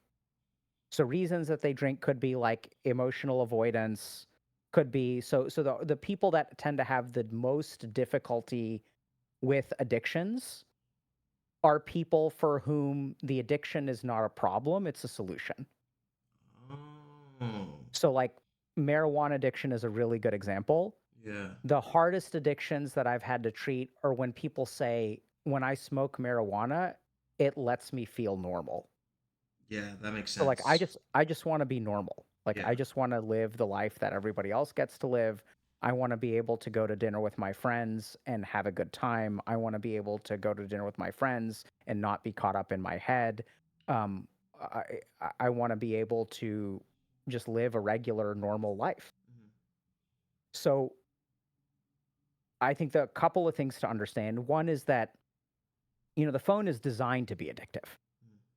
It's like it's not a shortcoming on your part. Like that's the way that it's designed. And when people start using TikTok, the whole point of TikTok is once you start using it, you don't stop using it. That's what it's there for. So I think that this becomes incredibly difficult for people who have a reason to start TikTok. So like if you're in the social media space, TikTok is a part of your job. 100%. And since it's a part of your job, they get you started on it. Mhm. And this is where, the worst thing that ever happened in the development of the cell phone is sticking Outlook on the cell phone. The moment that we started putting Outlook on the cell phone, Slack on the cell phone, Oh, work stuff. Yes, yes, yes, yes, yes. right? So because the transition, it's sort of like we're gonna get you in the door to the casino with a Mm, $5.99 all you can eat buffet with filet mignon and crab legs. yeah. We're gonna get you in the door for a good reason. Mhm. And then you're gonna make so much money on the buffet, but then you're gonna hit the tables, you're gonna hit the slots, and it's gonna be fine for us. Yeah. So I think that there's two big angles here. One is you got to think a little bit about, well, let's start with the environmental angle. So the first thing that I would strongly, strongly consider doing is altering your notifications. Yeah. Second thing, including like shutting them off. Now, Okay. this becomes a problem because you're saying, like, but I need to work. And this gets a little bit tricky if you're like an influencer or something like that. But Mhm. altering your notifications, maybe shutting off your notifications. There may be settings to shut off notifications or hide notifications after a certain time. So that Yeah. could be another thing that you can use. Mhm. Real, Grayscale. Yeah, go ahead. yeah, real quick. Bro, that's so real. Because on TikTok, I don't have notifications, but it's still my most used app. And two, Mhm. when I turned my Snapchat notifications off, I would find myself opening and refreshing to see if whoever I was talking to or the group chat had replied. Because Yep. I turned off my Snapchat notifications for like 2 weeks, and then I found myself like, oh, did so and so reply? Let me go check. And I'm like, damn, I'm still falling into the same thing. But I think I need to turn them off and like come up with times that like I have time to reply, not replying on someone else's time. Like, okay, like for the next 10 minutes, every so and so hours, I'm gonna go on my Snapchat. You know what I'm saying? Because we post a lot on Snapchat because it's a very good source of income. So it's like I'm on Snapchat all the time posting. So I'm delegating that more now to my tech guy. But it's like, yeah, that's a great. I need to turn notifications off and then because when I did that, I had the synapses of going and getting the dopamine by, oh, did they hit me up? Did they reply? Did this happen? Yep. So I need to work on that. Yeah, so this is why it's like kind of multifactorial. It's not as Hmm. simple as turning off notifications. Notifications Yeah. will definitely help. Yeah. Second thing Okay. that you can do is turn your phone on grayscale. So turning your phone on grayscale change like reduces cell phone usage between 10 and 40%. Like black and So white like phone. yes. Bro, that's insane. That's insane. You will so the most common experience after you turn your phone on grayscale is you hate it. Okay. You're going to hate using your phone. Your phone is going to be ugly and like this is your brain crying for dopamine. It's going to be like it's like when someone's addicted to fast food and you give them a salad, like Yeah. technically they're eating but they don't feel satisfied. Yeah. Hell no. So I think the average reduction when you say hell no, why not? No, I'm saying the salad and fast food. Oh, bro, grayscale. You can't see colors, bro. That's so scary. Wait, someone in my chat said they've been on grayscale for 3 years. It works so good. Yep, Boosted. it's That's very effective. insane. It's very effective at reducing your addiction to your phone, but that's also like if you're addicted to alcohol and I say water down your alcohol with like water, it's not going to do it for you anymore, How do I do that right? again? So that's going to be your experience of changing it to grayscale is going to be very, very difficult. So this is where I think you should apply all of your Stoic learnings, all of your Buddhist learnings, and things like that, right? So it's easy to apply it in traffic, hard to apply it when it's on your phone, right? Bruh. Okay, make iPhone black and white. That's Okay. crazy. Settings, display and text, grayscale. All right, I'm gonna try it later. I'm probably honestly I'm not gonna probably keep it because I'm a tweak, but I'll Yep. definitely try it and throw it on later. So how do you understand why you're not going to keep it? I love colors and I like. I'm a little kid, bro. I don't know. I just can't imagine. Yeah, I can't, bro. Because I do I like photographs. Like I do a lot of content. Like I post on Instagram all the time, and I gotta see. I'm gonna justify it, but I gotta see like if the colors are right, the shades, and like the stuff like that. So, you feel me? Like I gotta make sure the content Okay, is right. sure. So that's an option. It sounds like that's maybe a bridge too far right now, which is totally fine. Yeah, I'll Another try thing it that I though. think you're leaning into, which is really good, is I think a lot of times, like especially if you're in the social media space. So we have like this creator coaching program, and we've worked with like hundreds of creators. And one of the things that we find is that setting a dedicated time for like work social media is like different from like fun social media. To separate out work from Yeah, fun. yeah, So that's this is where smart. like removing TikTok from your phone and stick it on your computer. And when you're sitting down to work, like go through TikTok. I know Snapchat is different, but I've never really used the app. But the whole point is that it has to be now, right? Like you can't. I don't know how Snapchat works, It's kind of just so like I'm a little communication, but I use it. yeah. The way I use it is like YouTube vlog on your Snapchat story. Yeah, so however that shit works, I don't know. As best as you can, think about separating out work from like so to work intentionally, right? So like Yeah, say, okay, I'm sitting down because the bleed is only going to increase. I don't know yeah. exactly like what your following is now and stuff like that and how big you are, but as you get bigger, it gets worse, not better. Oh shit. So the demands on you are going to increase more. The ego is going to increase more. The amount of validation that you get is going to increase more. Like everything is going to get you're going to get more and more addicted to it. Oh shoot. So these are a couple of like simple things, sticking stuff on your desktop, taking things off of your phone, sometimes even getting to the point of having a second phone. Yeah, I have one, but So it's shit. I'm gonna get a new y- one though. yeah, I mean, shit could be a step in the right direction. Yeah, So, no, you're right. I'm gonna get the when the new. I just got a new phone, but when the new iPhone comes out, I'm gonna have two, and then I'll have one for fun and one for work. That's genius. Cause yeah, I'll post on Snapchat to make money, and then I'll swipe over and be like, oh, this person hit me up. Let me open it and reply, exactly. and that's That what that's f's the me bleed. up. Yeah. Yeah, so Okay. it's like the blending of work and pleasure that creates the loss of the muddy boundaries is what really creates problems. Oh shit. Okay, that's so good. Okay. I had no idea. I mean, like it makes sense hearing it, but I never consciously thought about that. So I really appreciate that because I never made Yeah. that connection. So you got to be just be thoughtful about like how work turns into pleasure and how pleasure turns into work. Now we get to then there's a couple of other things, but now let's talk about you use this beautiful word validating, Mhm. right? So like this is the way that you validate your usage. So tell Yeah. me about this like process of internal validation. How does that go? Basically, it's like, okay, I'm on my phone 10 hours a day, but it's how I make my money. It's how I change my life. It's how I change my family's life. So I have to be on my phone all day. But I know that there's definitely an extra hour or two or three that I want to shave off or fix. You know what I'm saying? Because I'll post a TikTok, then I'll scroll, and I can be like, oh, I'm scrolling because I need to find the next trends I need to do. And it's just like there's always going to be a reason to be on my phone, and so I will always say I need to be on my phone for that reason, and I need to understand that there's always going to be a reason to be on my phone, but that doesn't mean I need to be on my phone just because there's a reason to do it. Whether it's my mentions, replies, tagged photos, like I need to go on my phone during my time and not just when notifications pop up or not when I get an alert or not when I get a mention or not when I get a tag or etc etc. Right. So so you're very good at structuring your environment. So you seem to be very sensitive to your environment. So on the upside, if you have lock screens and boards that give you positive information, you'll implement them. Yeah. But that same sensitivity to your environment, see that there's a thin line between what you see and how you behave, right? Like Yeah. that's the whole point of these lock screens. And you discovered this about yourself. But a thin line between what you see and how you behave also means that it's very easy for you to spend 10 hours on a day on your phone Yeah. because when you see these things, it activates you. Yeah. Does that kind of make sense? Yes. So I know this is going to sound kind of weird, but like here you are telling me that Snapchat is the way. You have a niece. Hmm? If you're on Snapchat more, she's more cared for. Yeah, literally. Why why on earth would you want to reduce your Snapchat? Is Yeah. literally the value that matters to you. Yes. Yes, I need to reduce my social Snapchatting.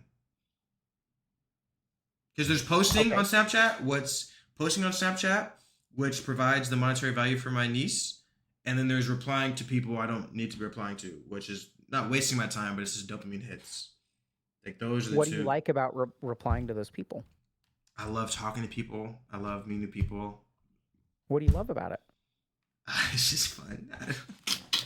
Okay. It's just fun. It's just like, yeah, it's just fun because people are hilarious. So I like to interact with people like OD because it's like one of the most fun things about having a platform is taking pictures of people, talking to people, being fun. So it's like posting on Snapchat gets my niece to college, replying to random people doesn't, and I always will post and then yeah, run your phone to let your phone run you. So it's just like yeah, like social, like have for fun versus like there's extra time. Like I can't just be sitting on Snapchat replying to people all day. That's crazy, and I do it, and I do it. So it's like, Yeah, so I think it's worthwhile exploring why you do it, yeah, dopamine. right? So I don't know if it's that simple. Okay, well, it's definitely a hit of something because I get like, oh, I can't wait Sure. to reply. I can't wait to reply to this person. Or I can't wait to see what this person's looking like, etc., etc. So it's just like stuff like that. Okay. You can't wait to see how people what they're doing. Yeah, a little FOMO. So what I'm curious about is how important is it for other people to see what you're doing?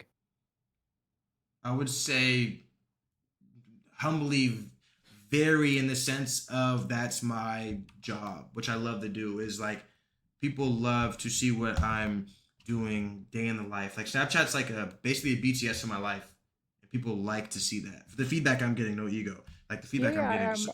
So it's like, I know, but what about socially? When you say you love connecting with people and connecting with people is fun, like how much of that is seeing other people and how much of it is being seen by other people? I'm not talking about oh, professionally. honestly, I'd say a mix because most of the time if I reply, it's just my shoulder. It's So your what?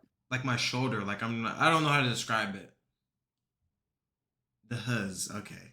My chat's trolling. No, it's like, yeah, it's like talking to people on Snap. I just need to minimize that because I get distracted easily and I ended up just talking to people all day when I don't need to. Yeah, so what do you like about talking to people all day? I don't know. It's just fun. I think it's just like it's a hit of something. Okay. I mean, it can be sometimes it can be sufficient to just say I need to do it less. setting some like hard boundaries about when you talk to people. Yeah. But like, let's be honest, like 11:45 is prime time to talk to people because that's when all of us degenerates aren't going to sleep, right? Yeah. It's when we're like not working and we're like, that's like prime social time. Hmm. So I think some of that exploration could be helpful. I think really thinking about, each action you take is wiring you. So it's not just about the cost of like this interaction.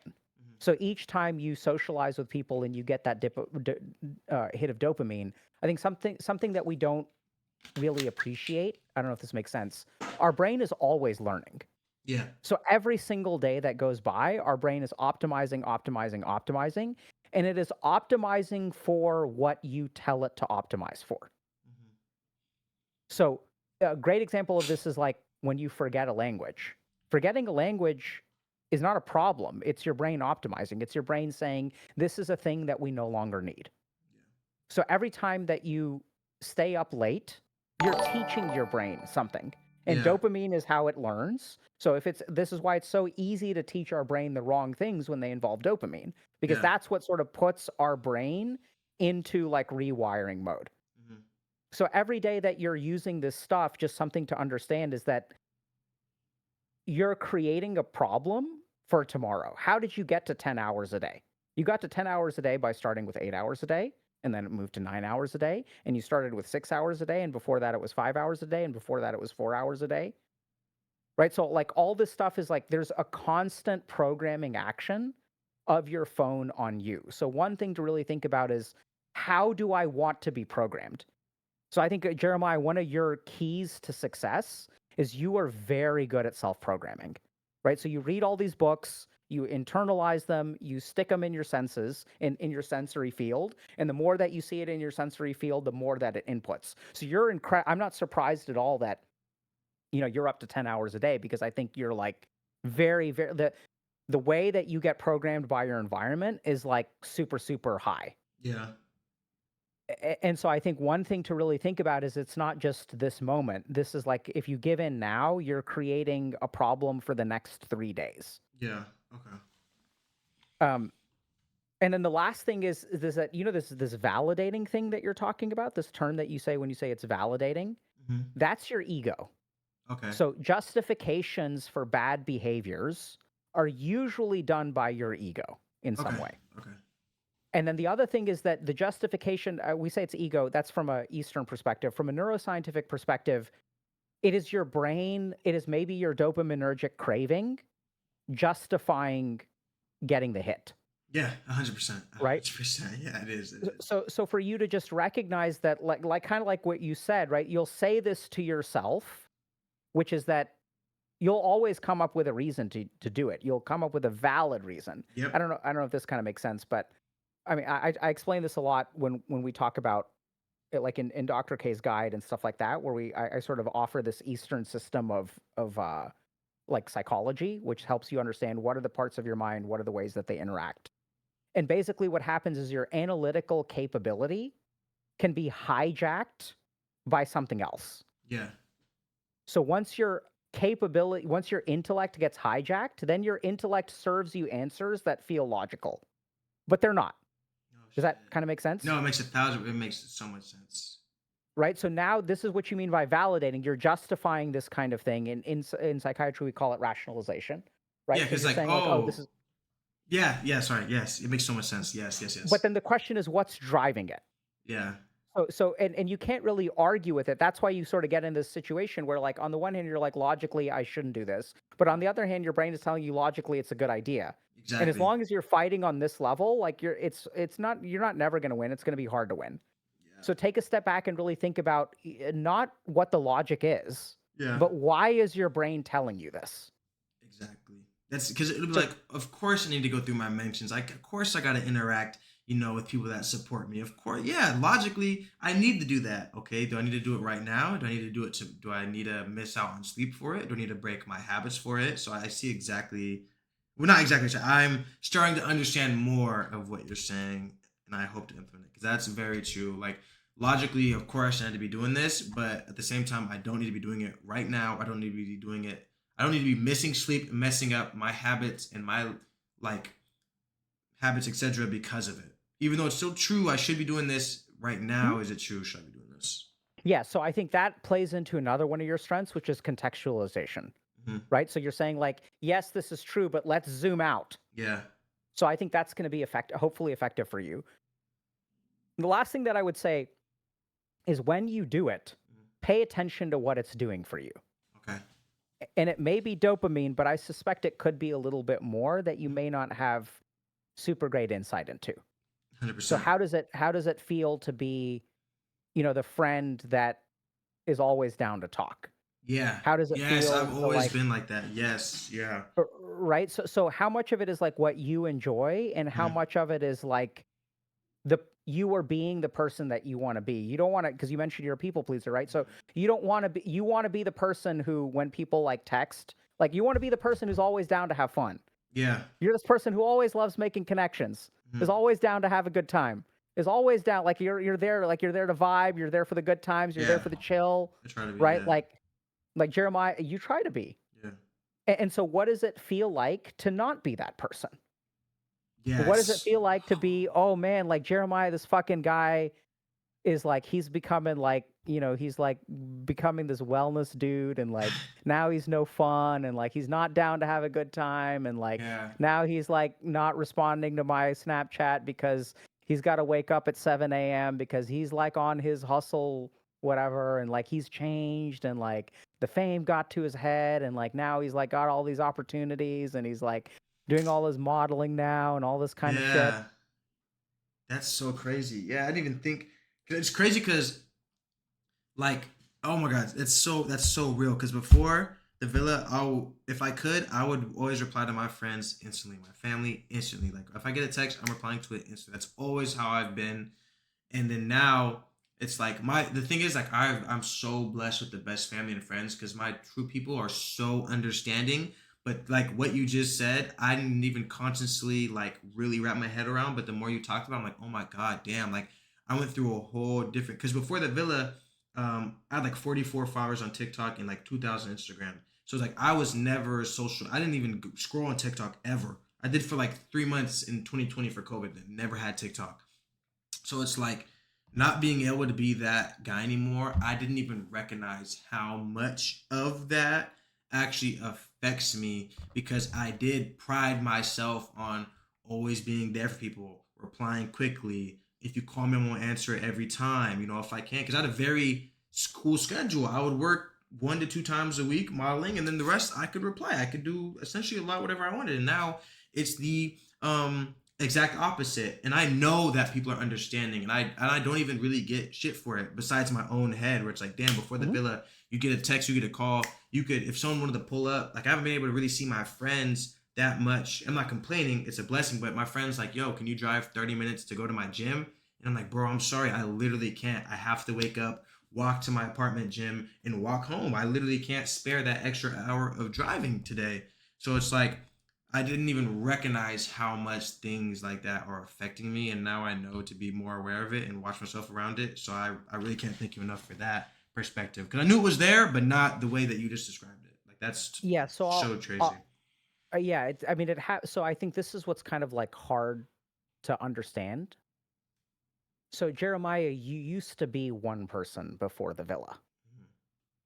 and now you're trying really hard to used to have one kind of life before the villa, right? Yeah, And now you're trying to have a different kind of life, right? yeah, And so the life that you had made you the person that you were. hmm, And so this new life is going to make you into a new person.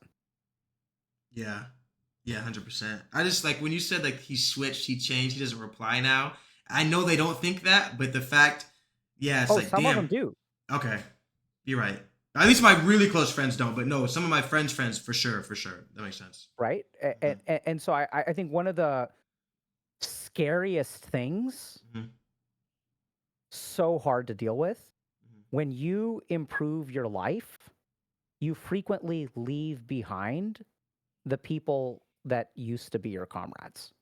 And that's like hard to do. Like some of them will resent you for it.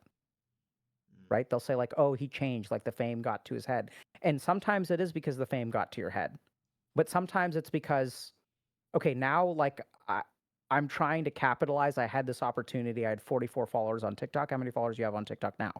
2.2 mil. Okay, right? So like I see that smile on your face. I see the pride.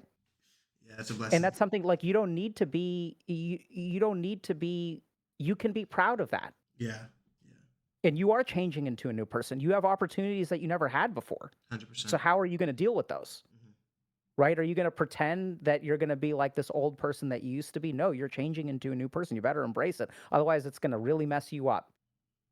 Okay. Maybe you'll be successful and you'll be resentful towards yourself. You'll be resentful towards, no, like you are becoming a new person. You have an amazing opportunity and grab it. And that means sometimes leaving people behind. Okay.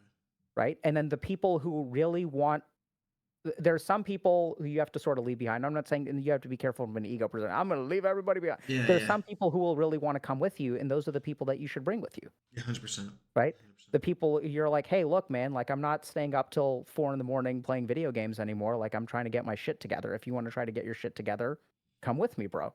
Yeah, that's Right. so So I real. think that kind of stuff is like subtle and it's there, and you're in for frankly a world of hurt. Like not in a bad way, but like there's going to be a lot of growing up you have to do, and not in the sense that you were immature before, but the world that you're entering into requires an entirely different set of skills to Yeah. survive, thrive, and be happy in. And is there a lot to be grateful for? Absolutely, but that Damn. doesn't mean that it's going to be easy. Yeah, that's such a gem. Damn, because I can't. I keep trying to be that guy I was before with the Yeah, you're not. same. Yeah.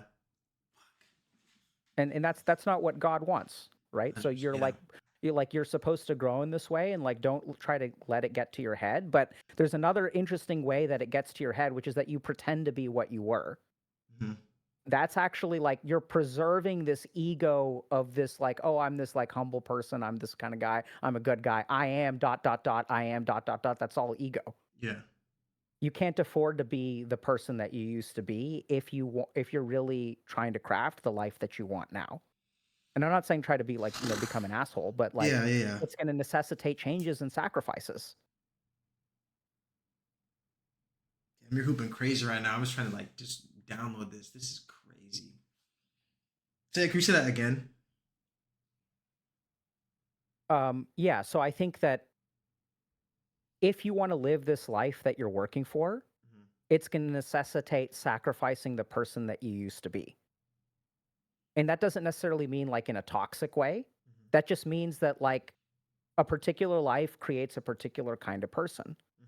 And this life that you have is going to put a lot of pressure on you and you're going to have to change.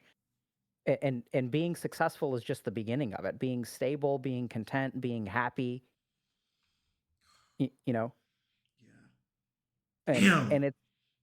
it's going to be hard. So you really have to become a new person, and that means like a certain amount of like letting go of the person that you used to be.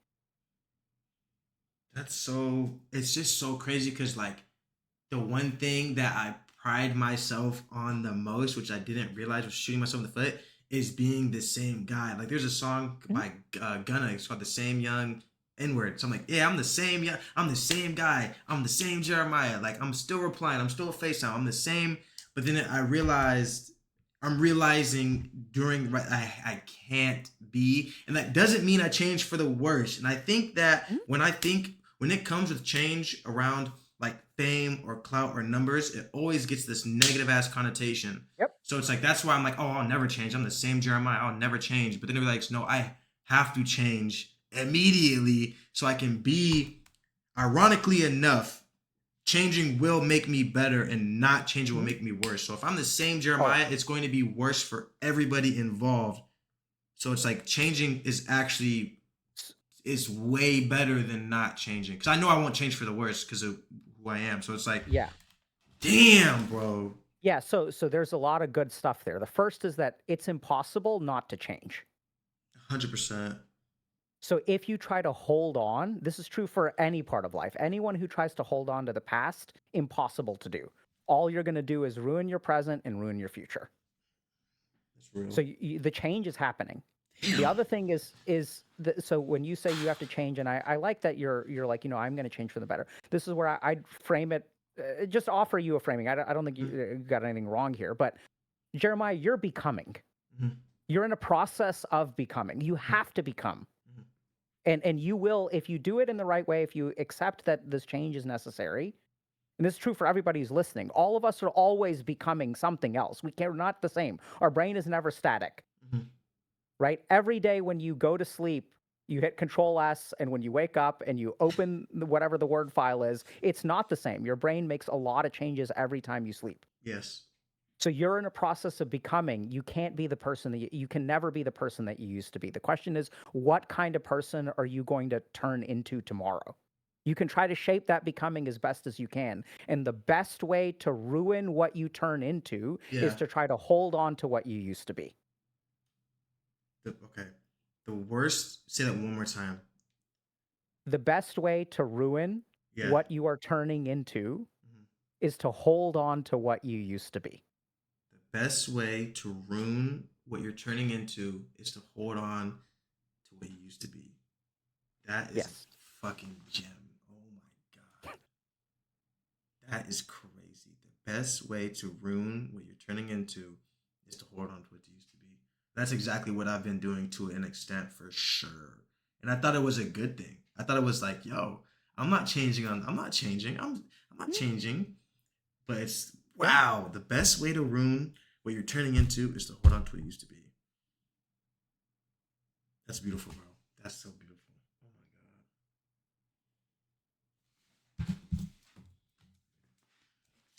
god. One second, write that down.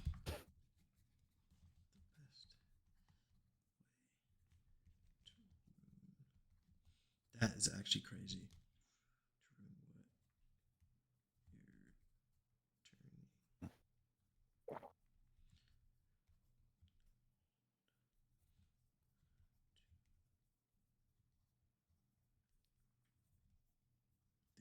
The best way to ruin what you're turning into is to hold on to what it used to be. That is a gem, dude. It's going on the lock screen. Damn, bro.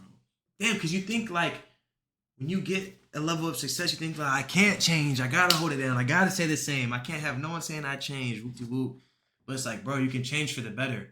Because all like the culture of like rap, I listen to a lot of rap. The culture of rap, it's like, oh, like you know what I'm saying. That around that is like only negative connotation in pop culture too. Like no matter what it is, it's all negative. But like I am gonna change. You're right. I have changed, but it's gonna be for the better.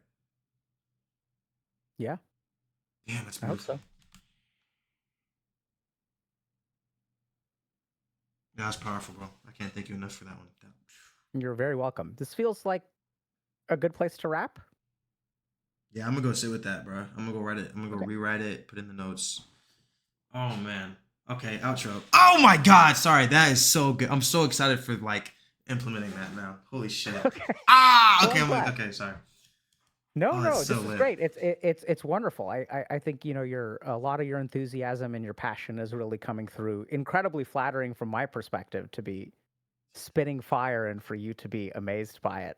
No, you're hooping, bro. Um, You're hooping. yeah. Um, yeah. Thank you so much for the conversation, Jeremiah. Do you have any like last thoughts or questions? I don't want to kind of leave you hanging, but it feels like No, that was like a good chef's place to. kiss, bro. Okay.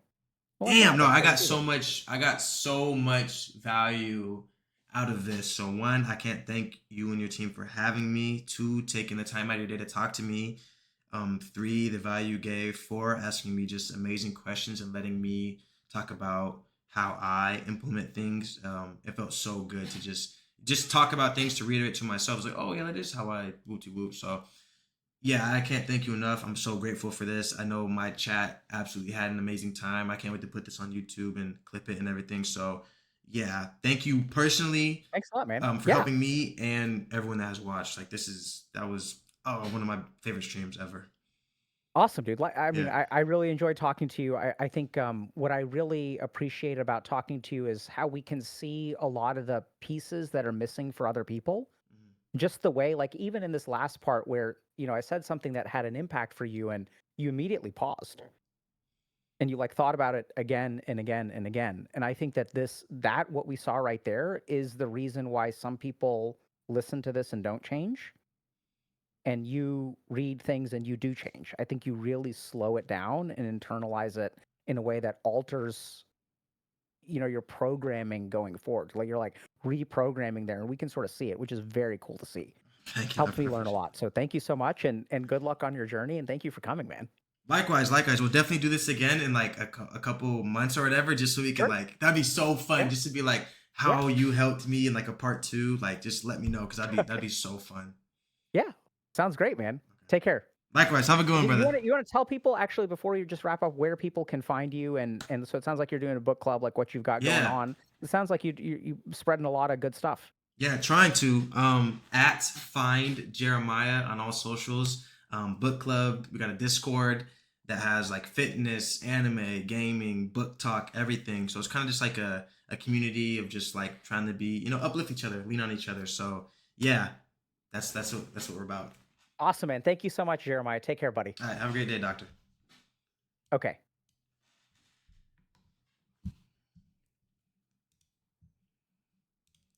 Oh my gosh. Oh my gosh, dude. I got the heebie-jeebies right now, bro. I got the chat. I got the chills. Chat. I got the chills. Where y'all at? Hold on, let me pull y'all up. The grayscale thing is crazy, bro. Bro, the whole time I'm telling myself, don't change, don't change. It's hurting me. I didn't know that. Cause I'm like, I'm the same young nigga. I ain't never changing. No one's ever gonna be able to say I changed. I'm the same Jeremiah from. It's like, no, bro, you're shooting yourself in the foot. That shit's crazy to me, bro. That shit's crazy to me, bro. Oh my god. That was one of my favorite streams I've ever done in my life. That was crazy, bro. That was insane. Okay, I'm gonna do a quick, yeah. Thank y'all for being here. Thank y'all for typing. Thank you for following, for subbing, for showing support. I pray to God that you got something out of this. I know I did. Shout out Dr. K and HealthyGG, HealthyGamerGG, and the entire team for making this happen. This VOD will be on YouTube by tonight. I'm gonna get on it ASAP. Clips will be out ASAP. Yeah, I hope you got some value out of it. Today was one of my favorite streams ever. Shout out everyone that's been in here. It was so fun to be like vulnerable like that and just talk about everything. So it'll be on YouTube at FindJeremiah tonight. So go sub. It'll be on YouTube today. By EO Day, I promise I'm gonna make it happen. And thank y'all for being here. I love y'all. I'll see you tonight. We're having another stream tonight. Celebrity basketball game tonight at 6:30 p.m. PST, 7 p.m. PST. So I'll make sure to be there for that.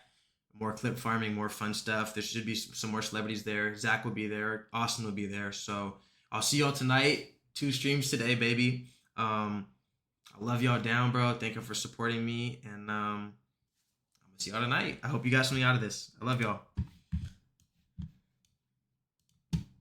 Bye.